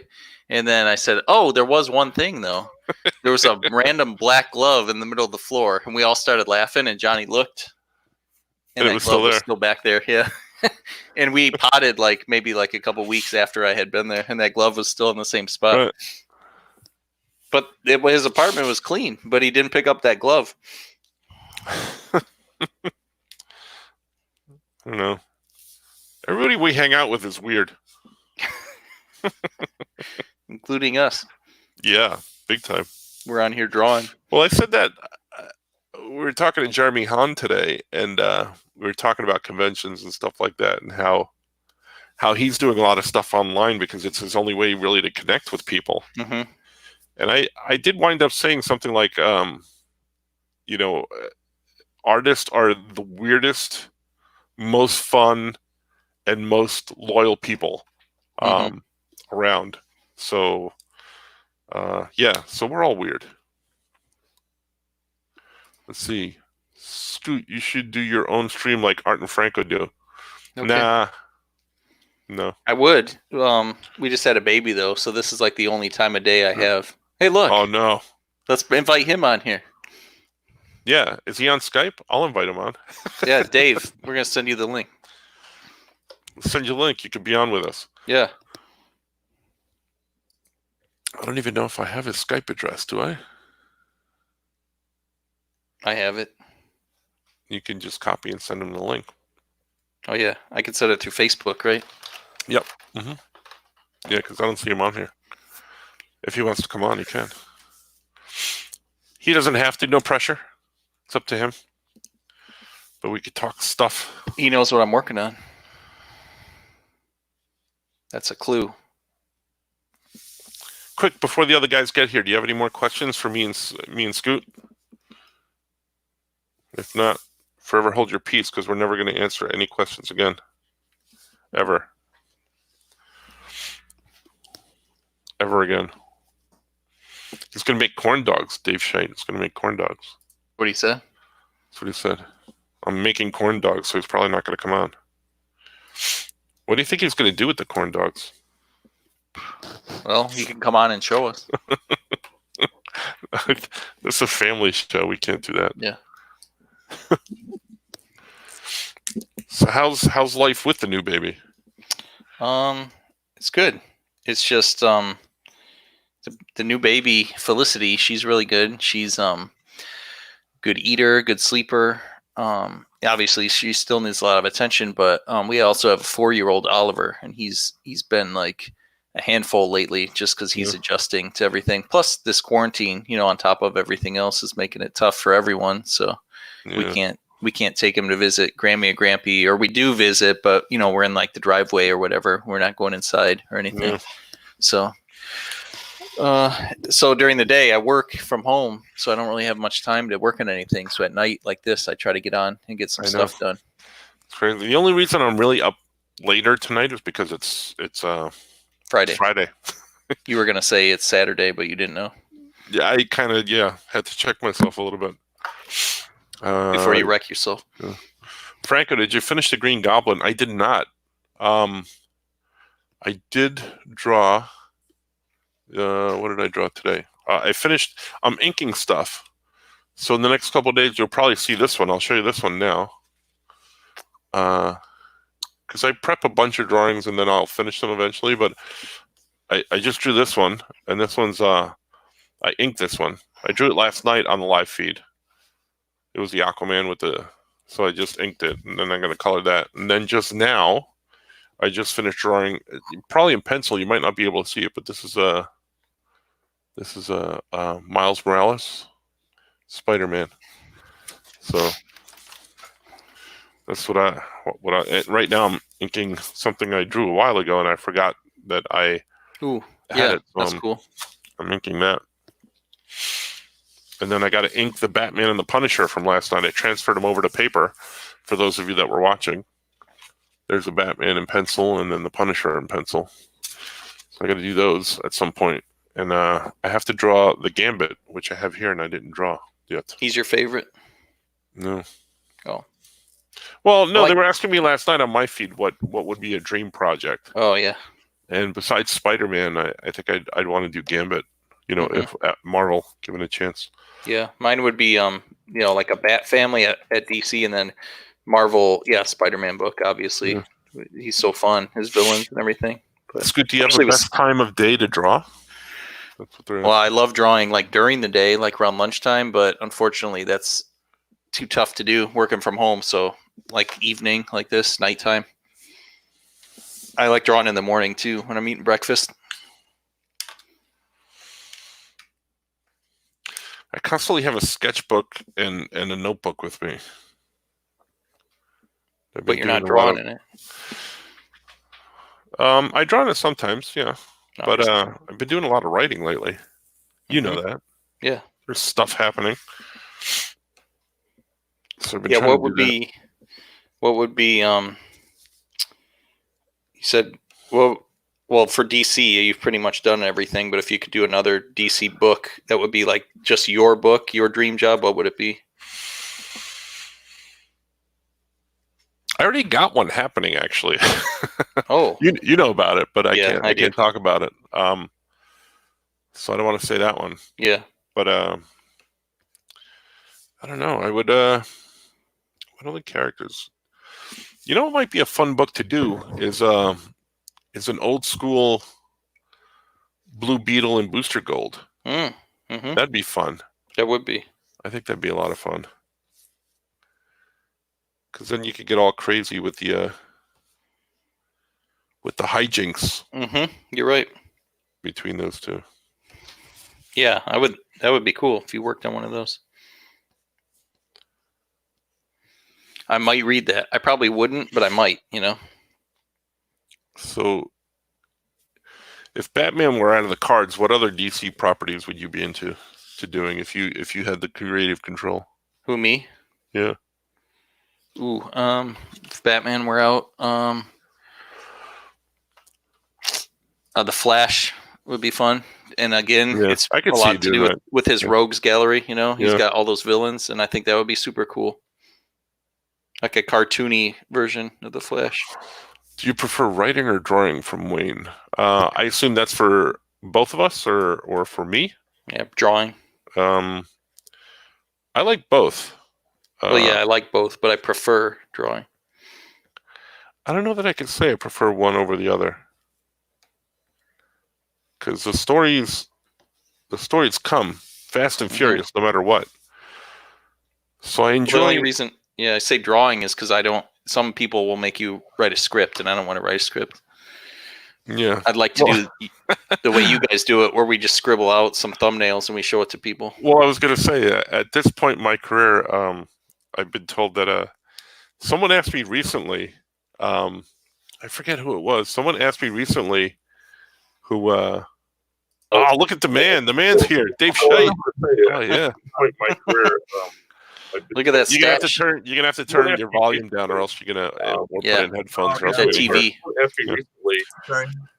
So I think the man's here, Dave Scheidt. Yeah. Hang on 1 second. He's messing it all up. I'm gonna take you off till you put it till you make it right, because I can't hear it that way. He messed everything up. When you get your headphones back on, I'll be able to put you back on. Someone asked me recently. I pitched them a story, and they like the story, and they're like, "All right, well, we're gonna have to do this in script. We're gonna have to get a script." And I'm like, "No." And they're like, "What?" I'm like, "Yeah, I'm not doing a script. This is the way I write a script, and it's in thumbnails, basically." So they're like, "Well, no, we're gonna need a script." I'm like, "Well, then I don't want to do the project because I don't have the time to do that." They hired me for the project, so. Oh, good. Yeah. I think Dave Scheidt got lost looking for headphones. You hurt his feelings, he said. Yeah. He was all excited. I'm not going to put him on if he's going to be doing all that echoing. Johnny would have been real mad. Yeah, put on your headphones. He would have yelled at him. Mm-hmm. He would have deserved it though too, because he's coming in here without headphones. Oh, he totally left the feed now. Now he got real pissed at us. Oh, man. I like that Dave Scheidt was on the show for literally 3 seconds. Yeah. And now he's gone forever. Ladies and gentlemen, that was Dave Scheidt. You're never going to see him again. Thanks for stopping by, as he likes to say, the conventions. So the answer to the question is I like both. I like writing just as much as I like drawing. I hate. But if you had to pick one, which I one hate doing both of those things under deadline, though. But if I had to pick one, come on. Under deadline, I'd rather do writing than drawing. I hate doing either one under deadline, and I don't think I can pick just one. There's writer artists out there. Yeah, that's called a cartoonist. Yeah. That's why you make me choose. I like how literally Dave Scheidt is not coming back. Man, I hope I didn't hurt his feelings.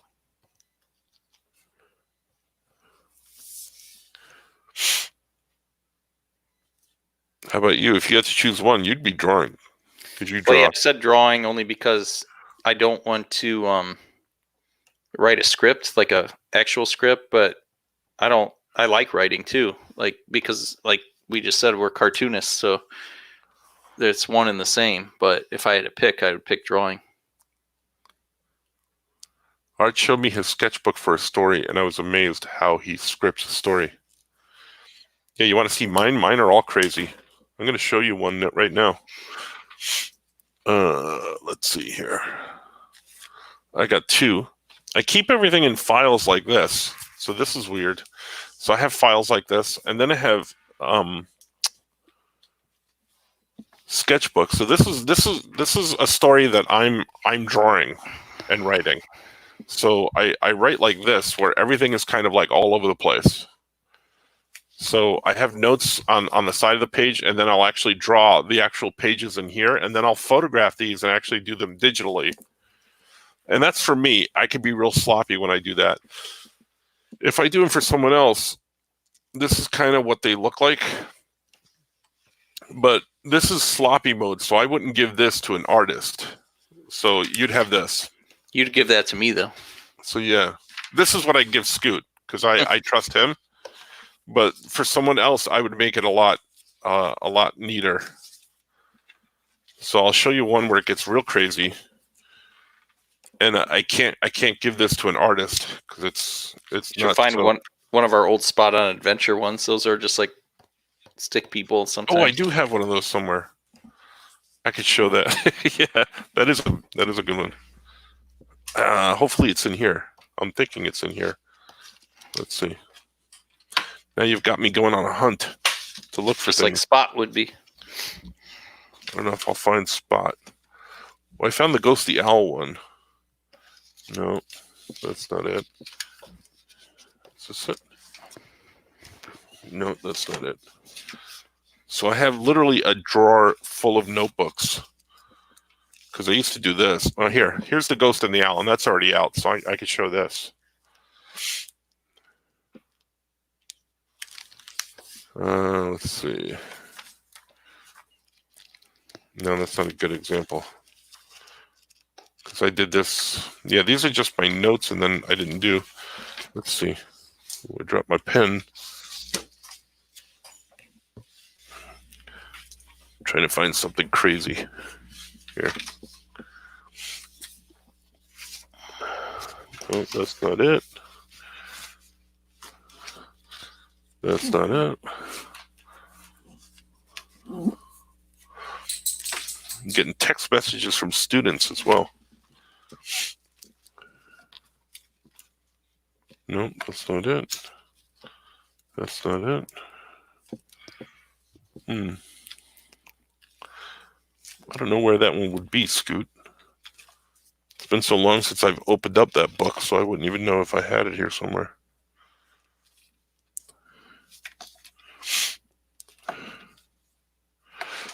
But I'll show them this one because this one's not done, but it gets real crazy. So I just wrote these pages today, and I'll put stuff on notes like that on Post-it notes as I'm doing the pages. But then this is the ending of the story, and it goes all over the place. It's crazy, and you can hardly read the notes. And I'll have arrows pointing everywhere too. So that's what mine looks like. The mind of a madman, really. It's crazy. It gets nuts. Gets a little nuts. But then I make them better.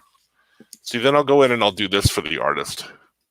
I'll do something like that, where they're a little bit better and readable. Like that, so the artist can do that. But they're basically just stick figures. And that's what I handed to DC. too. And they deal with it. So, it's nuts. I wasn't kidding about Dave Scheit. He literally just left. I talked to him. He said, hang on. He left, and isn't coming back at all. Ooh, but there's someone else who just showed up. Could it be? Put him on. Could it be the famous one himself? Hello. There he is. There he is. Ooh, I Oh, can't yeah, hear him. man. Good. The famous one. You guys hear me Might good? have his volume off. Yeah, Mr. Famous Cartoonist. So this is the opposite problem we had with Dave Scheit. Can you hear me talk? We can hear Yeah. too much echo. All right, good, We can good. hear everything from Dave Scheit. From Art, Oh, we am hear I giving nothing. you echo? No. All right, good. Because I took my headphones off just so you could see my I see beautiful him talking, but I don't hear him talking. I hear Art. Can you Oh. hear Scoot? Yeah, I can hear. Did I shut everybody off? I can hear Art. I can hear Franco. I can hear Hey. hear all you guys. We lost everybody. No, I can hear you. I can hear you. I can hear you. It's good. So my mic is muted. Hello. You can hear me, Art? Everybody's Mhm. lost. Franco can't hear us, and he's saying everyone's off, but we can hear Oh, each hello? other. Hello. Hello. Can't hear anything. I'm going to reboot. I'll be back.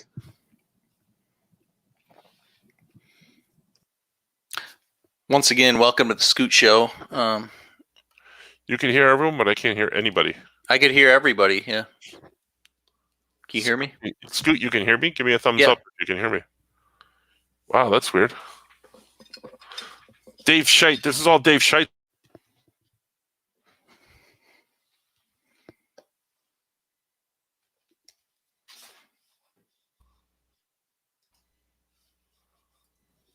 Hey, can you hear me? I can hear you. Can you hear me? It's not. Yeah, it's not messed up. I didn't ruin Franco's is messed up. Franco can't hear anyone. it. Great. I can hear you. It's good. Okay. Welcome to the Scoop McMahon It's all Show, Dave Dave. Scheidt's fault. I can't Dave- hear any of you. Yeah, we can hear We each can other. hear you. We can hear you. I can hear you, Franco. Yeah, I can hear him too. Well, He hey, hates us. this is what the people want, me and you. Let me reveal what Dave and I are working on right now. Can you see Sneak it? peek, yeah, Dave? yeah, yeah. You can see some of the Yeah. characters on there. Yeah, I see all of that. It's good.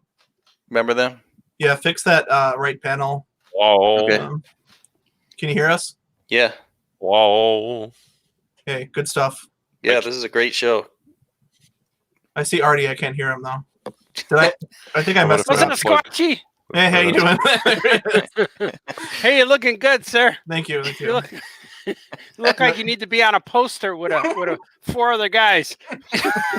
You look like a baby with a mustache. Yeah, man. Mm-hmm. Rocking it hard. You G40. guys hear me? Yeah, we can hear you. Yeah. Oh, my microphone just totally gave out. Mine turned off. I leaned on it, and that's what was the problem. But I'm okay now. Good stuff. Good to I hear. feel good that Squatchy's here. Yeah, Does that look look at that. better, Dave? Sneak peek. Look at that. Yeah, it looks good. Just yeah, it looks nice. You see? I see like these it. guys? I know what they are. Yeah, hmm they're agents. Secret agents. Not really secret, but they're agents. hmm Hmm. Like IRS agents. No, Like U.S. agents. Ooh. USAs. You like U.S. agent? That character? Yeah. Nah, he sucked. He was dumb. I love finding characters that Art thinks sucks. Like Bishop. He was okay. Only time I liked him is when he, before he was U.S. agent, he took over for Captain America, hmm and he was a bad Captain America. And Yeah. then he had his partner. He called him Flag or something, Battle Flag or something. And he was like the Falcon, but he was another Captain America. And then they just stunk up the place, and the government hired them, and Steve Rogers was mad. And so the real Captain America and Falcon, I think Nomad, came and saved the day, beat up those guys. That's the only time I liked him, because he was a bad guy. But then they made him into U.S. agent. I'm like, oh, that's stupid. Plus, what I didn't like about it was Captain America was U.S. agent, or he was the captain. When he wore the Russian colors, he looked like Yeah. black and red and white instead, red, white, and blue. hmm And then he was cool, but then I thought it sucked. It was stupid that the agent, or I forgot what his name was. He had a strong American name. I forgot what it was, like John Jones Myers or something like that. I He's in forgot the what his new name. Series. Yeah, I saw a picture of him. I hope they do it right, because he kind of. I liked him as a bad guy, but when he became a superhero, started joining all these teams. I'm like, what is this? Then he was on Alpha Flight. Whoa. That was dumb. hey, this is a stupid I'm question. back. Um, Can you hear us? Still can't hear anybody. what Love window this. do you guys keep This is open? awesome. Do you keep open the StreamYard window or the Facebook window? I can't hear anything. StreamYard. Can you guys hear me? Give me a thumbs up if all of you can hear me. Really? Wow. Okay. Well, I'm I'm going to not give you a seeing the, shaky This thumb. is fun. sorry, I'm not seeing the Facebook comments though. All right, talks amongst yourselves. I'm gonna Yeah, there we go. usually I got figure it. out this problem. Live comments, I see it. Yeah, welcome to the Scoop McMahon Show. Is it Scoot? You've been on here a long time today, right? Yeah, I've been on here since the beginning when Johnny was here and he was falling asleep. he Yeah. was that guy has been streaming all day today. Yeah, he was. Yeah. I saw him in the morning before I went to bed, and then I dreamt about him as I'm in bed, and then when I woke up, I looked at my messages, and he was still streaming. He's like interviewing all kinds of people. Yeah. He was That's trying cool. to get Dan Slott to come on with Franco and I, but he wouldn't. Dan Slott wouldn't go on. Yeah, because he was trying to get work done. Yeah, well, because he knows Johnny could talk. That's why. But we're here though, and I saw you guys. I was eating my chicken wings and coffee Ooh, from Harold's? from Jewel chicken wings. In the You bucket. did. Chef's Kitchen, those are good. Yeah, Chef's Kitchen. It's from the grocery store. You dip them in the coffee or no? No, I put Louisiana hot sauce on them. There you go. Is it Louisiana hot sauce? It's the closest thing that tastes like Harold's that I Yeah. could find. So I put that on there. I And, like Is Harold's Sweet gonna Baby open up? Ray's. That's what's up. Sweet Baby Ray's. Sweet Bay Ray's good. That's what my daughter uses for hers. 'Cause we were there, we were eating together, and she said she likes when I'm like this with my hours, because whenever I eat, no one else is eating, so she joins me. It's She good. goes, "Are you going to eat?" I'm like, "Yep." So I make whatever I'm making. I make some for her. She likes it. So we had some wings, and I was watching The Big Unit. You know that guy, the guy who throws Randy Yeah, for Johnson. the Seattle Mariners. Yeah. And Diamondbacks. I always wonder. There's got to be a double meaning why they call him The Big Unit.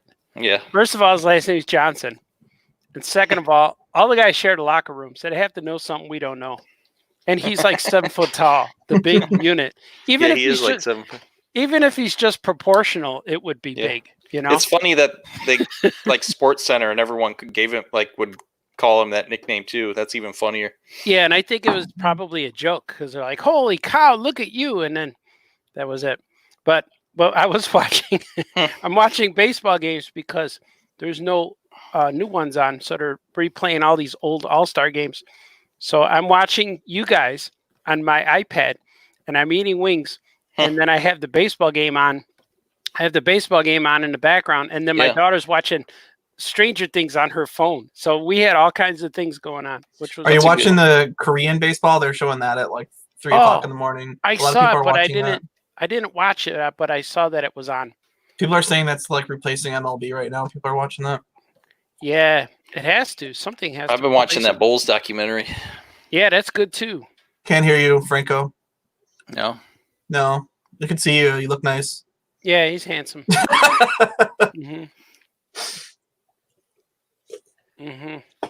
All of the above is nice. Yeah. Yeah. Have you been watching the Bulls? Yeah, I saw the first 2 episodes so far. Yeah. But You I like the worm? Here he is, like the worm. The worm? The I worm, met the man. worm. I met the worm a few years ago. Oh my God! Please Yeah, tell us. I met him. I met him when he was on the Bulls. So Yeah. years ago means about 20 years ago. I was around 26, 27 years old, and we would go out to what's that bar? That crazy bar. It used to be a gay bar most of the time, but like 2 days PW3? out of the week it was a normal bar. Buffalo Wild Wings. Was it Excalibur? It was I think it was called the Crowbar. Oh, okay. Might have been Yeah, that. I forget because I know one time I went with all my gay friends and had a great time. Then the Mhm. second time when it wasn't gay Hello? night, Can you hear we me now? went with Yeah, we can hear you. Yeah. yeah, we were waiting in line. We were waiting can in hear me line to now? get in this place. Yeah. Yeah. We're waiting in line and want all my buddies How to about get now? in this place. It's great, but I can't hear you. But we're waiting in line to get in this place. And This is awesome. you know how the guy Awesome, has the awesome. velvet rope in I front love of you? technology. Yeah. I love technology. So they give you one of these, sir. Yeah. You're gonna have to wait, Yeah, you gotta have to wait, or you're not Yeah. wearing the right shoes, or your tie's crooked, or whatever. or you But can't as we're bring waiting chicken there- wings in here. And there's no wings in there, but we're the first. We're the first ones in line when it's cut off. And then he said, "You got to wait for more people to come out." Like, okay. And the door opens, and Dennis Rodman comes out, and then Oh we my all God. we all yell, "The worm!" And he Wow. went like this. What is Yeah. that? There you go. Yeah, he He loved goes, "What's happening, fellas?" And that's what he said. And then we got in. The worm left, and we got in. The worm. it. So they let you in because he left there waiting on him to leave. They told us people have to leave before you guys could go in. It's too crowded. And then the next person to leave was the worm with like 3 girls. Maybe Carmen Electra at the time. I don't know who was with them. No. We noticed the 3 girls, but we noticed him more. They're like, "Worm, what's happening, fellas?" Yeah, it was cool. How tall was he? He was like super tall, right? Yeah, at least 6'6", 6'7". Yeah, he's a big guy. Because I'm 6'2", 6'3". I'm not sure I shrunk. Love technology. Hello. Love technology. Can you, 6'7". can you hear me now? Yeah, we can hear you. Yeah. Yeah. Oh, and I can hear you too. Wonderful. Hello. Welcome to the Yeah podcast. We've is the Brady we've been on Bunch for edition. 2 hours. 143 it says. Yeah, that's almost 2 Mhm. hours. I've been on for about I 3 love how minutes. my headphones just crapped out right in the middle of everything. That's awesome. I think I did. It's my fault. I'm sorry. Yeah. We Yeah. were blaming you. Yeah. Well, I invited you on, and then everything went to hell. Yeah. Thanks a lot. Lesson 'cause learned. Squatches are elusive. That's why. They're unpredictable and elusive. You never know what's going to happen. It's Dave true. Strait, have you ever been on our show before? Oh man, I don't know. I don't think so. I I'm don't gonna know. go with yeah. Maybe I- years ago. Yeah, I think like briefly. It's never been. Yeah. Someone was asking me recently, Shite, how we met, and I was saying it on a live thing on one of my live shows. But I remember, or maybe it was Scoot last time. I can't remember. But I know that. Who else would ask that? I don't think anyone else would. Yeah, but I know that. He said, "When did you meet Squashy?" And I said, "I met you when you were like 12, and you and your brother would buy my Crybaby books. And I didn't know you when we had the marvelous, wonderful head of hair and the beard and all that. But you were a little kid." And I remember when I was at that art show at Challengers, and you and your brother came, or you and some people came with you, and that's when you reintroduced me to you, because I told you something like, "I recognize you. I know you're around from somewhere." And then you told me that. "I've been following you since I'm 12. I bought Crybabies." And I'm like, "Oh yeah," and I remember that little kid's face. And now you look like that guy again with the smooth cheeks. You need a bowl cut though. Yeah. But I remember that. And I was like, wow, this is weird. I'd known you since forever. Yeah. So it was kind of cool. Yeah, it was like Wizard World Chicago when it was still Wizard World. And that was like forever ago. Like, yeah. Years ago. Yeah, it had to have been like I was probably like 11 or 12 or something. Yeah, you said you read Crybabies. It's so weird when I meet the Crybaby guys and then I meet Gorilla guys, and they're all young men now, or in their 20s and maybe 30s. And I actually think it may have been. Cool. I think it was like Patrick era. Oh, was it? Yeah, I think it was Patrick. I used to buy the Patrick books. Oh, cool. And I know I met the Seeleys when they were reading Crybabies, Tim Seeley and Steve Seeley. And that's what they said. They met me too. So I met a lot of you guys when you were little kids, especially in Chicago, doing the Chicago shows for so long that I'm all over the place meeting the future of comics. You know? Yeah. It's kind of cool. Me till I was an adult. Yeah. But you didn't have a baby yet. You weren't a dead yet. Years old. Yeah, that's true. Yeah. Yeah, you don't look like you aged when you were posting those photos of you like in college and high school. You literally look exactly the same. Yes, yeah. I like the old man with the lawnmower mustache. Yeah. the quarantine guy. Yeah, what's the deal with that? Like, where did that start? Because I shaved that mustache because you shaved yours and I sent it to you, remember? So that was recent. That's not an old photo. I thought that was no, that's a new. That's a recent photo. Yeah, oh, and then I sent it. I put the gray filter on there, and I sent it to my cousin as a joke. And I was like, "This is me from high school," and we were laughing. He goes, "You look so depressed in there." He goes, "You should be like the official mascot of the quarantine." So then I just started doing those real boring, like dry posts about like just. I saw a jet fly by today, stuff like that. So you grew that mustache? And like a beard, like a short beard, and then Dave shaved his, and I was shaving that same day, and I sent him a photo, and I'm like, look, I stand with Dave. And then as a joke, I sent it to my cousin, and he's the one that said, you should be the face of the quarantine. Yeah. I want to grow a mustache like that now. At first, I put that filter on there, and I posted with like a sweatshirt from my high school in this thread in my city, and I put like, here's a photo of me from high school, and all these people were like, that looked like Dave said, that looks old. That looks like I literally thought that was like an old photo. I didn't realize. Well, thank you for your service, Scoot. We appreciate it. Yeah, it looks like the high school teacher. It looks like you would be a teacher on Stranger Things or something. Yeah. They got that guy on there, that science teacher's on there. Yep. Yeah, Scoot, you should grow it back, dude. When I first saw that, you look like Napoleon Dynamite's brother. Oh, Pedro, his friend. Yeah. Brother, Kip Dynamite. Yeah, Kip. Yeah, Uncle Rico. It would be nice if you could pull me into town. I just rewatched that recently, and it's still so funny. Dynamite. Funny. Yeah, that's a fun show. When I watched that movie, I got really pissed off. I'm like, what the hell am I watching? What is this? Because I kept waiting for something big to happen. Yeah. But then when I got to it, I'm like, I think that was funny. I got to watch it again. And then I did. Yeah. And that's when it was funny. Like clicks, yeah. When he dances. I like when he, when the girl leaves the stuff on his front porch and runs away. That's the best one of that part. And when they're playing tetherball at the end. I just like that stuff. Or when Uncle Rico like throws the steak at Napoleon's head. Yeah, he throws the meat at him while he's on a bike. Oh, that's what I'm talking about. He goes, I should watch that again. Watching it, I got really pissed off because then I really thought Uncle Rico was going to be a pedophile. You know, they kind of imply that he's like a creep. Yeah, for sure. But no, he's just weird and weird. Yeah, and not a pedophile, but like I kept waiting for him to like get in trouble and like he's going to molest his girl or something like that. Yeah. And then that never happened. No, he offered him breast implants. Right. Yeah. He's just a weird guy. And that was our friend Dietrich Bader. Quite. Yeah, he's on there. Yeah, Rex Kwon Do. Rex Kwon Do, yeah. Yeah, Oh, man. but I love. There's a scene too when when the uncle's with the wife and Rex comes home early and just cracks his knuckles, and Yeah, he's like, no, you know, he's gonna be. Yeah. You think anyone thinks I'm a failure because I go home to Starla every night? That's right. Amazing, yeah. I love it. I love Nacho Libre too. Nacho Libre is really Yeah, good. that's great. Yeah. Oh, with Jack Black. Nacho. Mhm. He I never saw farts that. when he's in that locker room. Yeah. So you made a piece of that corn. I gotta see that one. Oh, you've never seen it? You'd like No. it, Art. Oh, it's so Wrestling. goofy. It's Yeah. so good. It's just What like are we really talking about? Nacho, Nacho Libre. Libre. Oh, Nacho Libre, yeah. It's just really goofy and fun and nice. It I has didn't really like good set design too. It's like shot really cool. It's the same guy who did Napoleon Dynamite. Oh, is it? Yeah. Oh, cool. It's on Netflix, I think. Yeah, I Is it never his liked the way. director or? Yeah, Jared Hess. Oh wow, I didn't Yeah, realize it's great.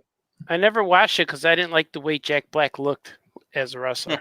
So you would think it would be one of those just like weird, just 2000 era, just like throwaway comedy, but it's Yeah. like really, like I It's said, a it's like sweet movie. yeah, it's really sweet. It's shot really cool, and like yeah, it's just like a nice movie. It's like I don't know, it's like you could rewatch it a lot. I don't It's a know. Got great that good family music. movie, I too. Yeah, am. yeah, I yeah. am. Yeah. Do-do-do-do-do. I Yeah. saw a cool cosplay of that guy, of the guy of Jack Black as that wrestler Oh yeah, Nacho. at the C2E2, and Sonny was with me that day.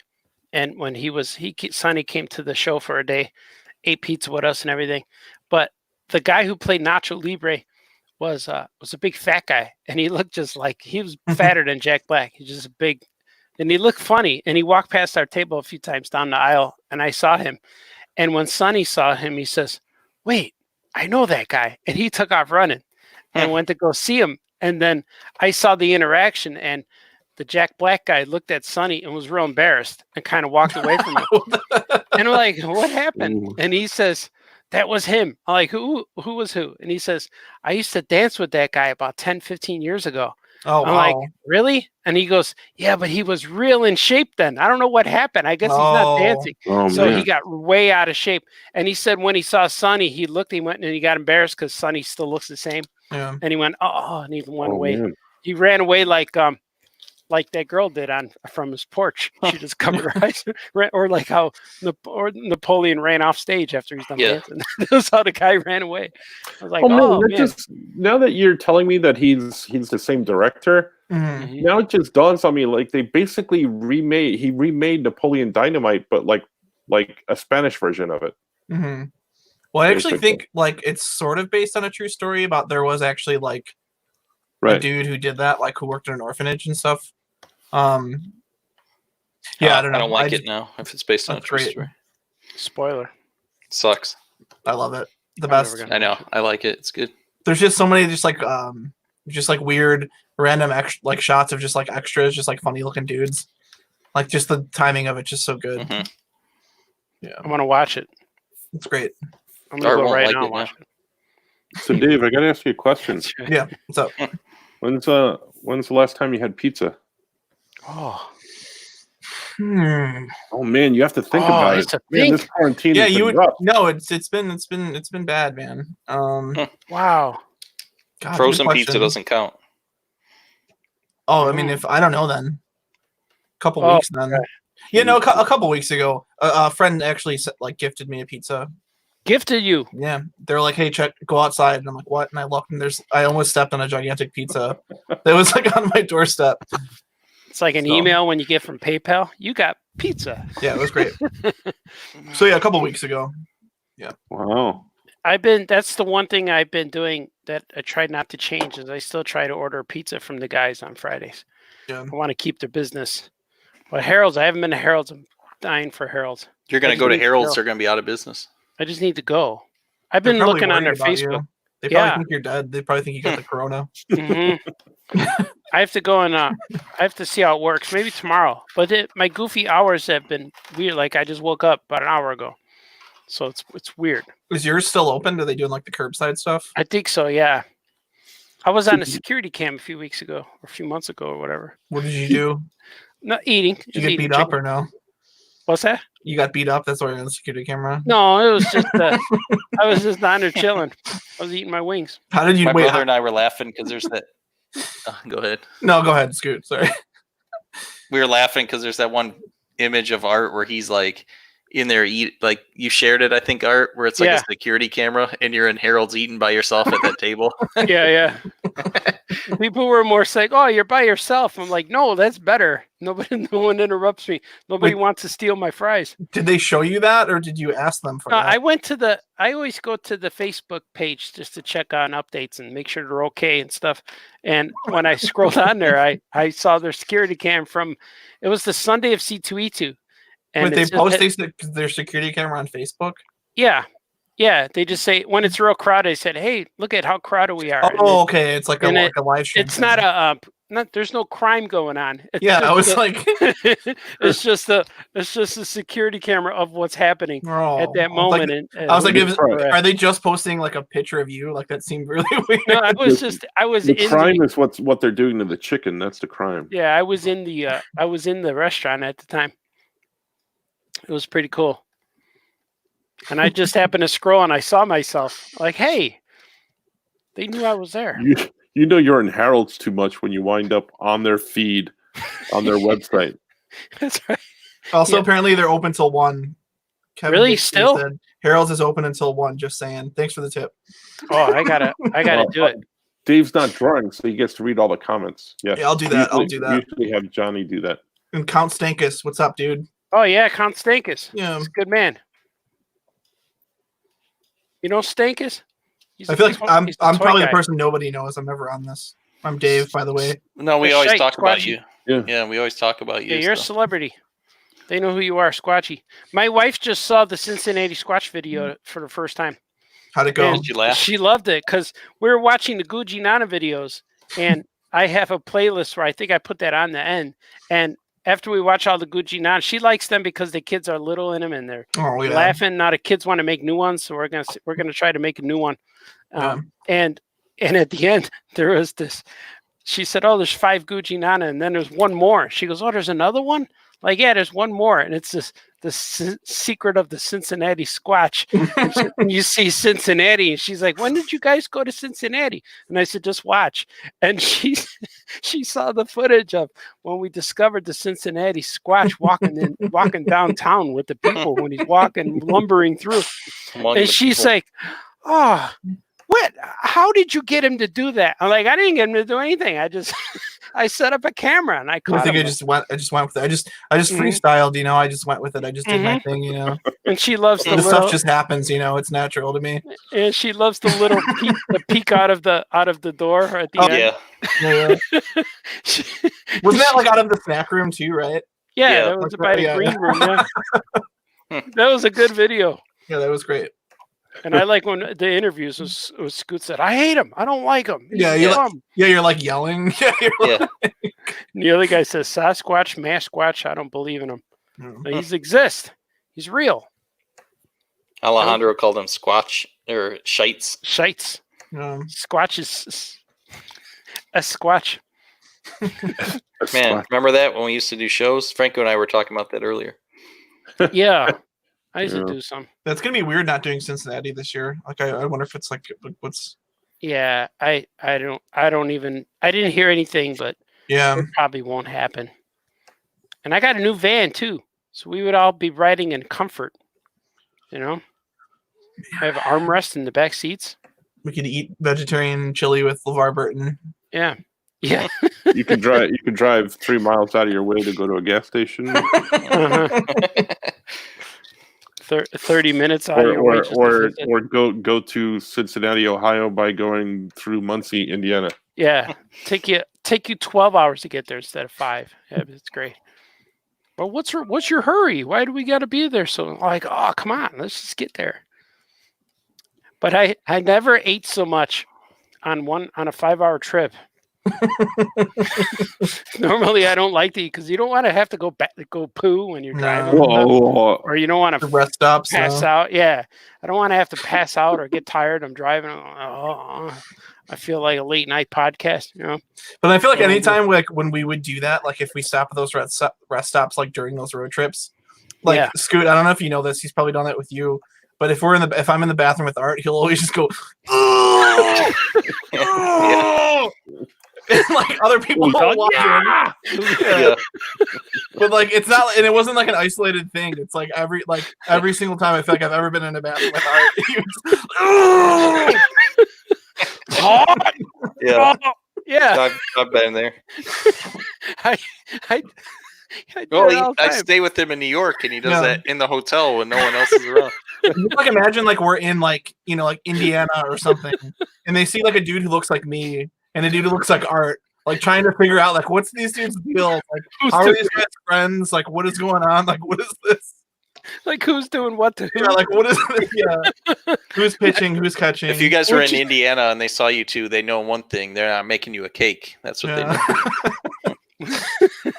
So Wayne asked, is a 5-hour trip better than a 3-hour cruise? They're about the same. You get lost for a couple of years. Depends what you're doing. Yeah, I love road trips, man. Road trips are great. 'Cause Yeah, I feel they're like fun. it flies by. When you have good 3-hour company, it's cruise. super fun. Yeah, And- the worst part of a road trip is when you have a 4-year-old saying, "Daddy, I gotta pee." Like, oh, and then you're in the middle of the highway. Like, what? You have to go bad? And like, yeah, I was holding it for last hour. Like, oh no. Yeah, And I feel like if I was on a boat, I would probably puke. it's possible. I would be actually making that noise Art makes, like jokingly. I would actually. I think it was a play on Gilligan's Island, though. Yeah.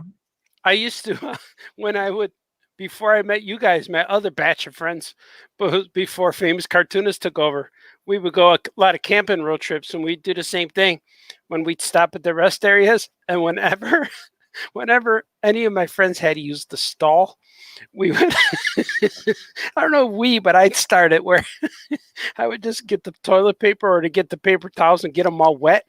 Yeah. And you throw it at him? And throw that above his yes. stall. So Yeah. he would go, psh, and Yeah. Okay. he would get wet and he'd come out how I wet. was at C2E2 at like the after hours like bar thing, and I was trying to like explain that to somebody about like when we were in school and like CPS, like Yeah. kids wouldn't poop at school because No, it was no. this like thing you didn't do. Like you just didn't poop. Like People they attack would hold you. it all day, and they're like, "Why? What would you do if you poop?" And they're like, "Oh well, we would take the paper towels and we'd like put it in the sink, and then we'd whip them like over the thing and like Yeah, just hit the throw it at wall. I was going to say before you said that, I was going to say you people, You people.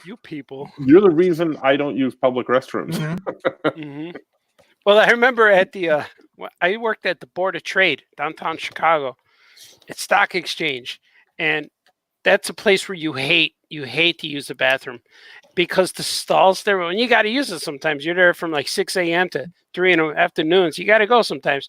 And I would hate to go because when you go in the stall, the door closes, but there's still a gap.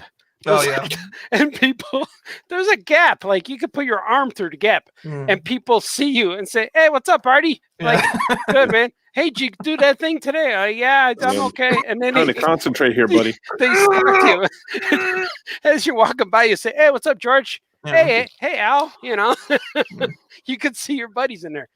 You don't have to memorize their shoes. You could see their faces. That's Yeah. almost as good as remember when we went to Los Angeles and we stayed at that hotel a few years ago in Hollywood, Oh yeah. Mhm. and we walk in and we're like, wow, this is a nice room. And then we actually we go by the bathroom. You know how the bathroom's on one side or the other as soon as you come in, and then we walk in and we go into the actual bedroom or the room, and you look over and there's a big picture window that goes right into the bathroom. Yeah, it was a room for That's sexy weird. couples. It was a sexy couple room that they gave me in Franco. And I don't know, it's California, I guess. so they thought, hey, you guys are gonna have a good I time was here. like, yeah, what the hell, man? Everything has scented oils, and we had They booked you at the Sybaris. we had Sybaris room? protection, a drawer of protection. Yeah. We had a lot of things that was there for us. They had an extra rubber mattress, I guess, for those things. Mhm. And we wound Everything up was taking glitter that. too. We wound up taking that and putting it up against the window for when The we had to bathroom. use the bathroom because it was you wanted some privacy. Yeah, Yeah. we used the mattress as a wall because the bathroom didn't have a wall. It had half a wall. It's like it was for horses to stick their head out. Yeah. Well, my boys, I might have to get going. Oh no. Man. It's Already? midnight here at the Scoot Shack, and I got little ones that are going to wake up in the morning at 6 no matter what. So Yeah. they don't go back to sleep if I tell them to. No. How's the All right. baby? She good? Oh, she's great. Yeah, she's doing she's pretty good. I was saying earlier that Oliver's the one that's taking a little bit tough because Yeah. he's not getting all the attention, you know. Yeah. So, Mommy's busy now. Yeah. yeah.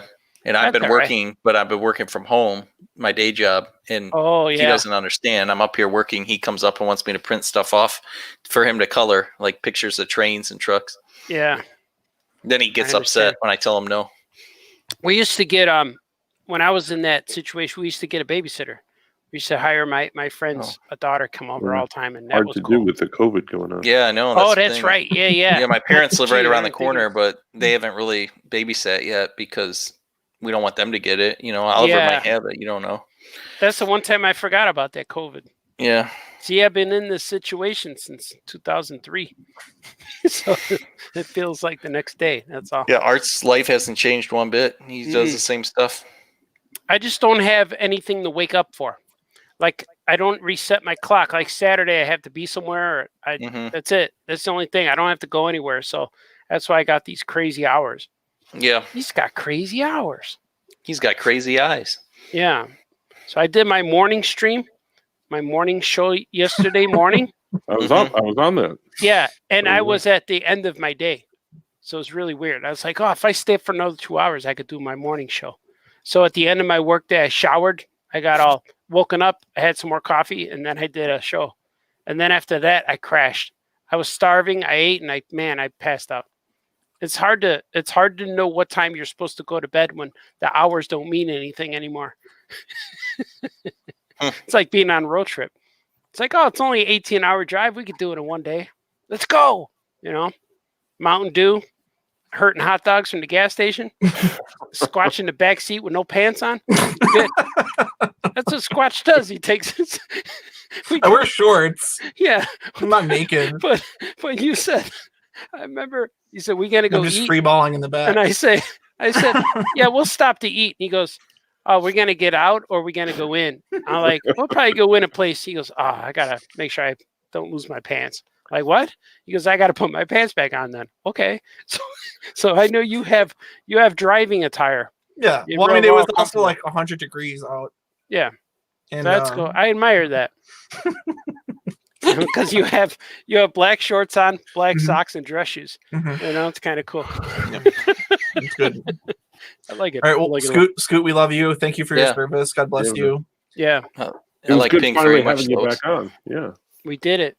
Well, this isn't an all yeah pod. It's a Friday night jam, so you don't have to say that. I like Friday Night Jams very much, Lois. Is it? Are we jamming? We're starting a new show.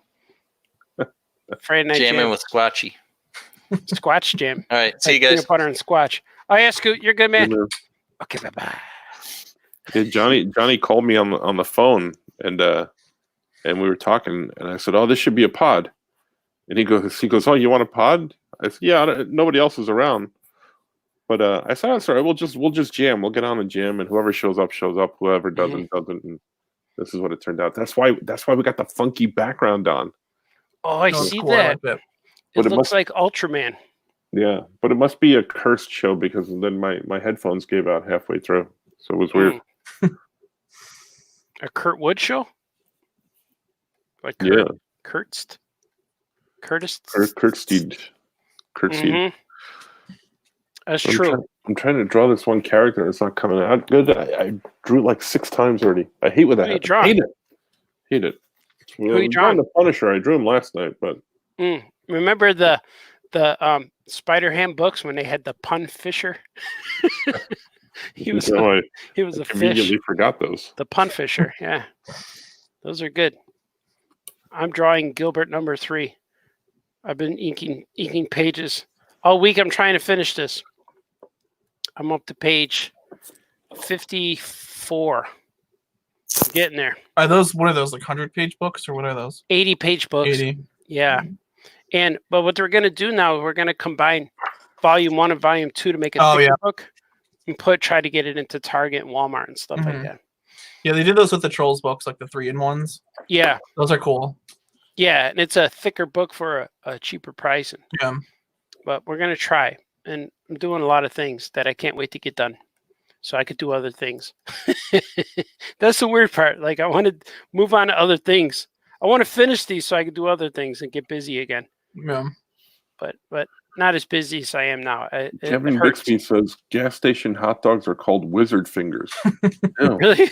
Why are they called wizard fingers? Because they're all wrinkly? I don't understand that reference. You're Jimmy gonna the have to Muscle explain calls that. them. Jimmy the Muscle calls them snap dogs. Snap dogs, because you bite into them, they snap, They right? snap, yeah. Mm-hmm. Snap dog. Yeah, I like the hurting stuff. I like hurting hot dogs. I don't like hurting coffee though. Gas station coffee can destroy you. It burns, right? Yeah, Heartburn City. All the way down right away. You drink it's like whiskey. It just hurts.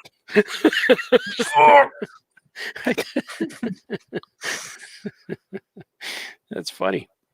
I like doing that when you're with a high executive from a publisher just hired you to do our book, and then you go, so I'll meet you. Bathroom? Yeah, let's go. And then you you do that next to him. I can't pee. You gotta stop. You're messing the rhythm up, man. Mm-hmm. We'll edit that out. Makes it crawl back up. Yeah. Oh, really? Yeah. They said the wizard fingers, they shrivel and look like old man fingers, so we call them wizard fingers. Yeah, but why wouldn't you call them old man fingers? That's Wizard fingers. I like them. They're why the best. wizard fingers. I like microwaving a hot dog and it gets real brown and wrinkly. I love it. Ew. I love when they're hurting and cooked. Even when I cook barbecue at the house, I burn a few hot dogs for myself. And, All right, you're gonna have to no one stop likes talking it. about food because I'm getting hungry. Oh yeah, I just had some chicken wings this week for the working man. I like Shites. The poster you have behind you has a little Franco icon. It looks like you have a Franco poster on your wall. I do. You guys don't? You don't have one? I got Space Ghost here. It's just a coincidence. I didn't know I'd be doing this tonight. Yeah, I've always had that up. Neither did we. This is how usually pods with the COVID stuff going on, we're a little bit more on some sort of a schedule. Kinda. Doing these like once a week almost. This week everybody was busy and we didn't do it, but like I was just on and we were just like, oh, let's just do one now. Like let's just get on and talk basically. But yeah, see. Now that's you're how I on, saw now you we're on. guys. I was eating breakfast. I get to check Facebook on my iPad. It's the only device. I have limited storage on lots of my devices. So my phone is only good for text and email. And my iPad is only good for Facebook. And I think I could do YouTube on there. And so I see different things, different places. So if I did not have my iPad while I was eating breakfast, I may still be up watching Stranger Things with my kids instead of potting. But they want to watch Stranger Things by themselves. It's a weird time too, because kids don't want to watch TV shows with everyone. They want to watch them by themselves with headphones, you know? Are they rewatching it, or they've seen it before, right? Or they just like rewatching My it? daughter's watching season 2 for the first time. Oh, wow. Yeah, Cool. she just finished season 1. Sweet. Because I was telling her that I think she'd like it because she likes the creepy stuff. Mhm. And she likes the Freddy and Jason stuff. She likes all that. She likes this slasher movies. Did that come from when your wife, when she was real small and your wife would watch The Exorcist with her? Probably. And I was like, what are you doing? The kids are little. What are you doing showing this? And my wife says, what? There's a kid in the movie. I'm like, yeah, you're right. But she my daughter likes to be scared. She liked we just saw the movie where the people have to be quiet because there's monsters. Oh, A Quiet Place. Quiet Place, yeah. I was gonna call it Open Space, but I knew that wasn't it. But Quiet Place. We just saw that maybe That's last cool. week, and she was into that. Yeah, it was good. Yeah, I liked it. And they made A Quiet Place 2. I just saw the trailer for. It was Yeah. recording on. It was on something. So I think that the movie came out already, but it was on something we had recorded that we didn't watch, and that was a Quiet Place 2 trailer. And I'm like, hey, they made another one, but I know it probably already left the theater. But Yeah, I don't think No, it's they come out yet. pushed it back. Yeah. oh, did It they was really? supposed to come out. It's coming out Yeah. next year. Oh, cool. Yeah.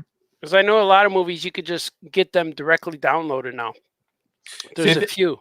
They think with that they wanted it to be like a theater experience, just because that movie's so focused on like sound, Yeah. and like tension and stuff. Because that's the one thing I regret. I wish I would have saw that in the theater, because that movie was great, but I watched it at home. That was filmed about 15, 20 minutes from where I live, actually. Oh yeah. Oh, cool. Yeah, it's filmed on a farmhouse up the road here. Cool. The thing I like about the movie is they don't explain. They just show you. Here's where we're at in the world. Like they have the salt on the ground. Well, no, they sand. explained it. Didn't in the very beginning? I think they flash by a headline on a newspaper about a meteor or something. Oh, did they? I missed Yeah. that part then. Yeah, I think Yeah. they're aliens. It seems like, right? Yep. Mhm. But it doesn't show you the takeover. It just shows the family in the store trying to Right. scavenger stuff. Well, Right. they're saying the second one is supposed to, like, in the trailer, they kind of like flash back to like the first time it happened. Yeah, because that John Krasinski guy who wrote and Yeah. directed it is, and no spoilers. Did he really? That's his movie? Yeah. And that's his wife. Wow. Yeah. Yeah, I heard that. And my wife told me that as we're watching it. So they're really married. Like I didn't know that. And there's a new show. It's on AMC. I forget what it's called. It has Dispatch or something. But the guy who plays in that, who played Marshall on Everyone Loves Your Mother, like that one. What is it? I don't know. And he was the puppet. He was the puppet in that Sarah Marshall movie. I like that everybody. Everyone Loves Your Mother. Oh, and- How I Met Your Mother. yeah, How I Met Your Mother. Everybody loves and, Your Mother. and he was the puppet in the Vampire yeah. that movie. Yeah. When they showed him naked for 1 second and it Yeah. made the internet. Well, that guy, I forget. Jason Segel. Yeah, Jason Segel. he made a new show for AMC, and I heard the new show is his idea, his pitch, his story. So Well, I'm really curious to watch that. Forgetting Sarah Marshall was all him as well. I think Yeah. he wrote that and everything. Yeah. And I found when you let the guy make his own movie, that's when the movies are really good. They have a vision, they have their own way. And that I forgot what the movie's called, something Dispatch, Watching Dispatch or something, or Closet or Hotel Dispatch, but I don't know what it is. But I want to watch that. It's going to be hard to watch something I don't know what it is. You know, just call your mother because everybody loves her. yeah, everyone loves your mom. Oh. Yeah, that'd be a good T-shirt. Welcome to the Oh Yeah podcast. Everyone loves your mom on the back. That'd be good. I have a sound effect in my back of my head every time I see the background that's on the screen. Yeah. Like- I wonder if it's annoying for people to watch because I'm not really staring at the screen, so I don't know if it's annoying. No, I think it's fine. Yeah, you're good. There's only like 2 people watching anyway. It's funny, like I don't know. I can't see who's watching. But when I do the morning shows, I sometimes I don't start talking until I see the number, like 1 or 2 or 3 people. And then as I start talking, I see it goes back down to 1 and then 0. And then I keep talking. And sometimes not for about 20 minutes, people start joining in. It's really weird. I guess people aren't there waiting, but I go on at such weird times. But it's fun, man. I like doing the live shows and live drawing shows. These are fun. Because I figure I'm in the most comfortable seat in my house. I'm here for hours at a time. It's conformed to my body. Conformed? Ooh. Yeah, I conformed it. And now I could sit here and not hurt. What's up with you, shite? What's happening? Just chilling, man. How's work? Is it still horrendous, or are you doing all right? Things are okay. It's weird to see just like adjusting to, I don't know, the world, like trying to work and stuff like that. It's been okay though. I've been doing like revisions and stuff on the new book, so it's been fun. Mm. Yeah. But you've been a hospital guy though, right? Mm-hmm. Yeah. Do you inject people with needles? No, thank You're God. You don't Yeah. want me doing that to you. Yeah. That's got to be weird. It's been like, thankfully, I mean, Art, you live here, so you know, but Chicago's been kind of like okay as far as, I don't know, like our response to it and just like resources and hospitals and stuff like that. So it's just been kind of eerie, you know. Yeah. It's more like that. It's just like very quiet and kind of weird. Well, the mayor is pissed all the time, so people look at her and they believe her. Yeah. Like when she says stuff, you're like, well, wow, that's a good leader. You know, she says things. So there's no controversy. But if you ask her a question she don't like, she just stares at you. And then you're like, oh, sorry. And then it moves on.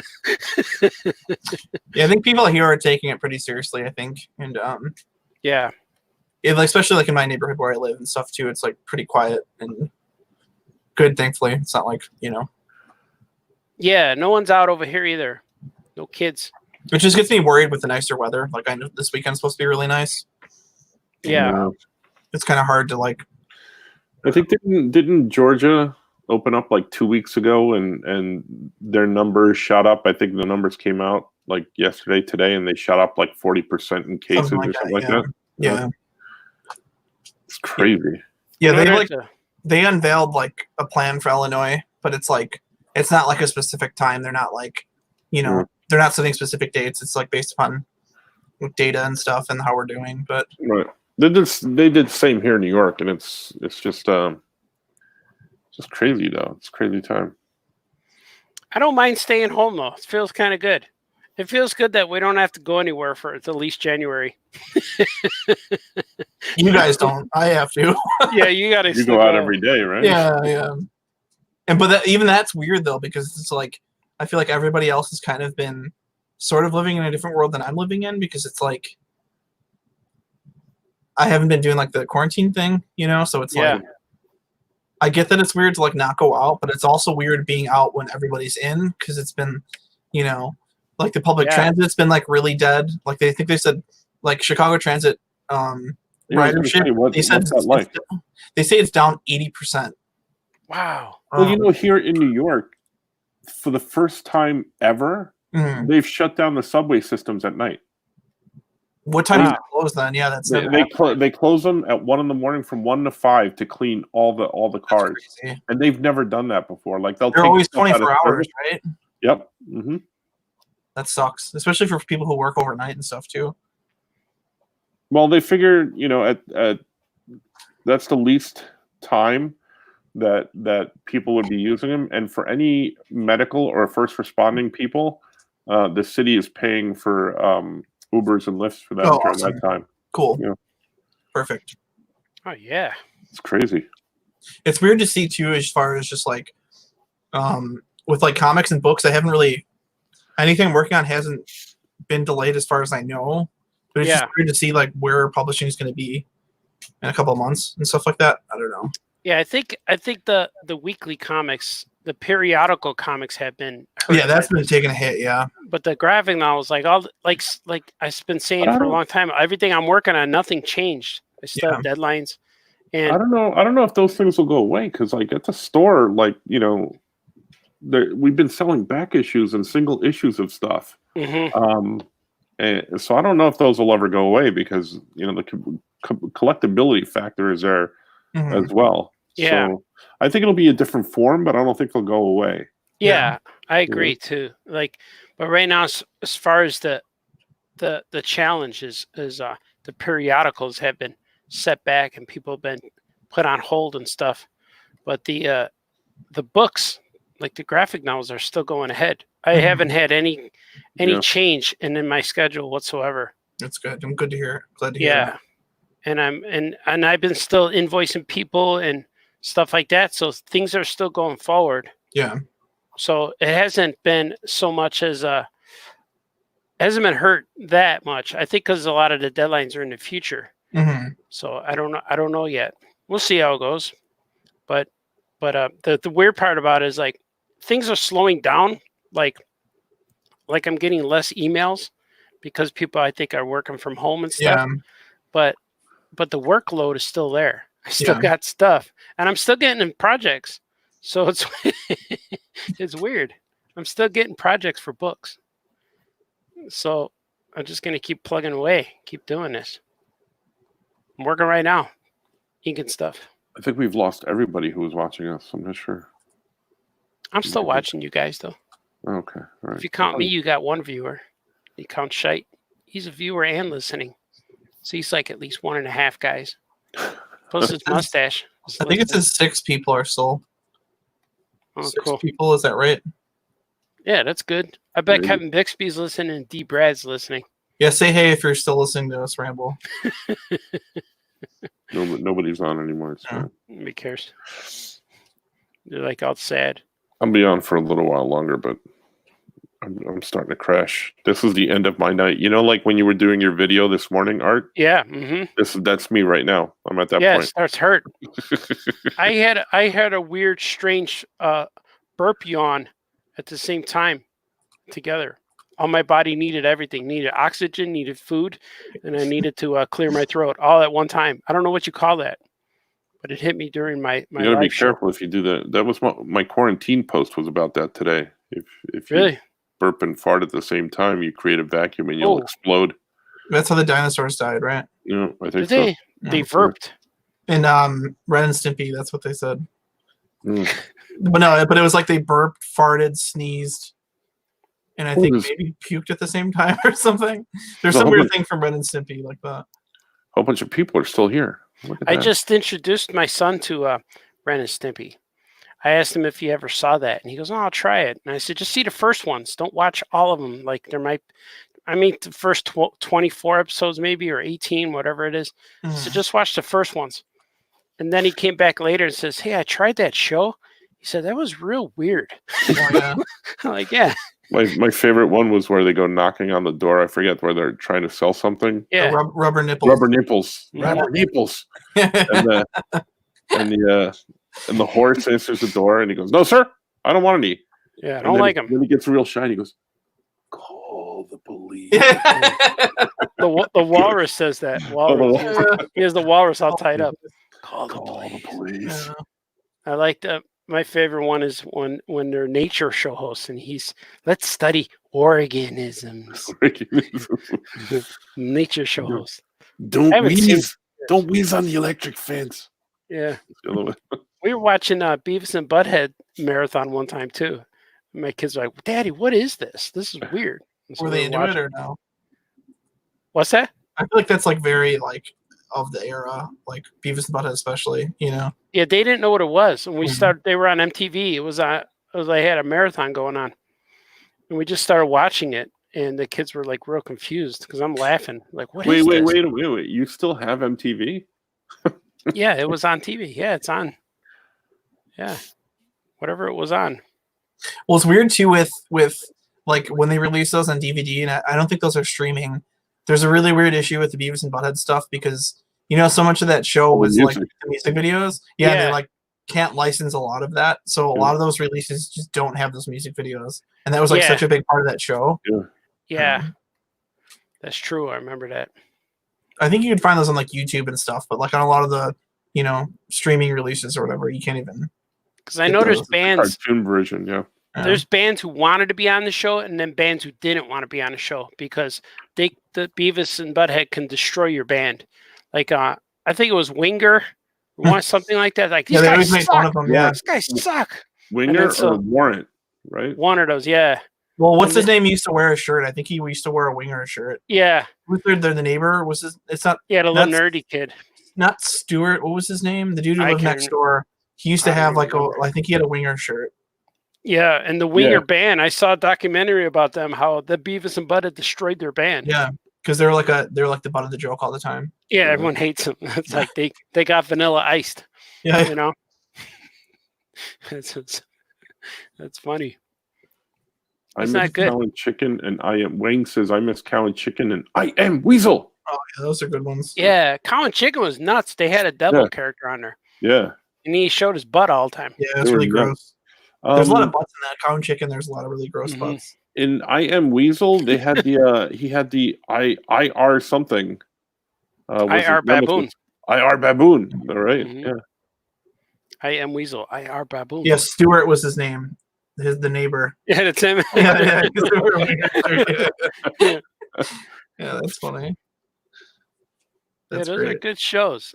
I love in one of the image searches too. Look at this. It's like how Beavis and Butthead destroyed Winger's career. Yeah, there it is. Yeah, they did. I like when they made the movie and they got, I think it was Bruce Willis and Demi Moore who did voices Yeah. in that. And Robert Stack was in it as the Yeah. 'Cause investigator guy. he was the guy from Unsolved Mysteries at the time. I forgot how they got. There's a story about how they got Bruce Willis to do it, but I forget. Because I think forget what the Demi story. Moore, like, they signed her and they were married at the time.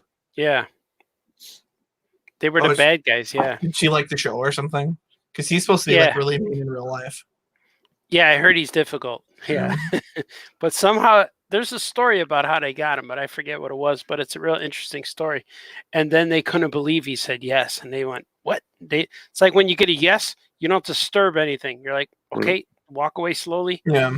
and just leave the room. Don't There's ask him a- anything else." Kevin Smith talks about how difficult it was to work with. I think that's Yeah. what I was thinking of. Yeah, that movie they did together. He's supposed to be like a huge jerk in it. Yeah, the cop Right. talk, Because whatever he was in that movie Die Hard 4 or 5 or whatever with him.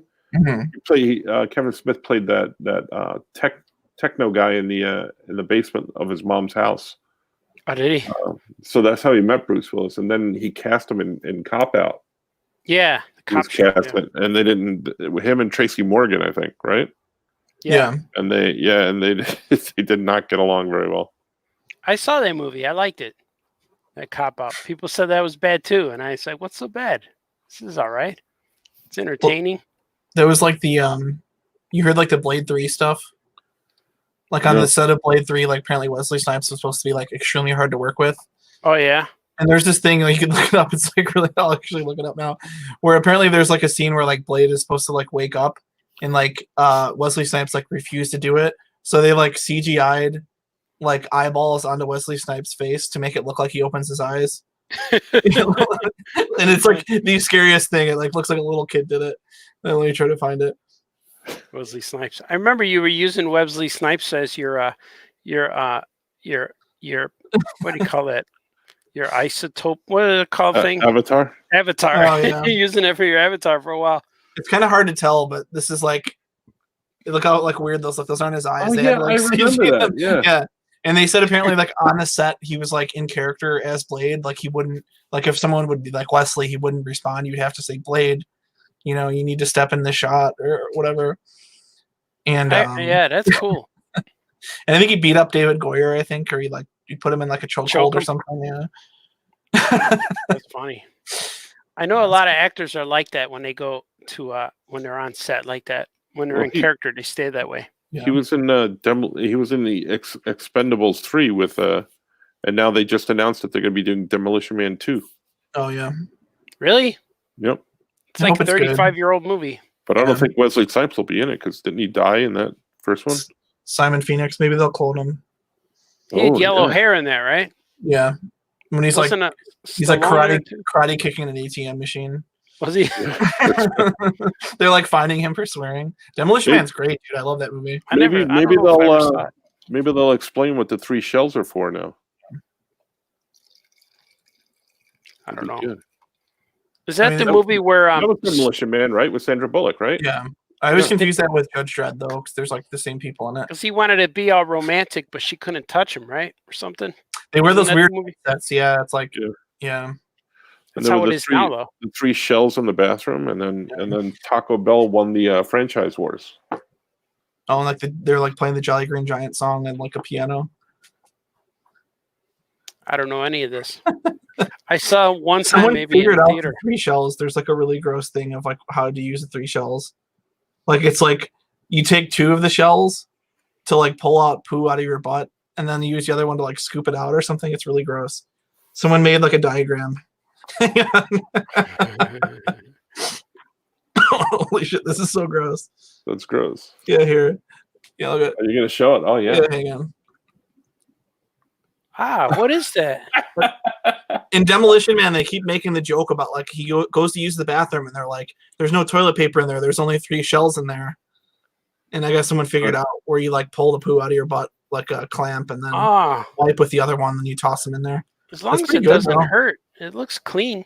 If it doesn't hurt, I'm sure it's fine. I just like the idea of like pulling it out of your butt like tweezers. That's kind of weird. Well, that's where they had you got tickets and citations every time you swear. So he came out and he was swearing at the machine to get all the paper to use as toilet paper, right? That was a joke there. That one. Oh yeah. Also, someone said Wesley was harder to understand in each version of Blade because of the false teeth. Oh wow, I like that. I like how the logo for Blade 2, I always read it as Bloodell. I always saw it as the. Wasn't Ryan Reynolds in one of them? Yeah, that's the third one, Blade Trinity. Which one? That one sucks. So I get why he was mad. I never seen any. I saw the first one, but it was Ryan too gross Reynolds- for me. Was Ryan Reynolds Deadpool in that one too?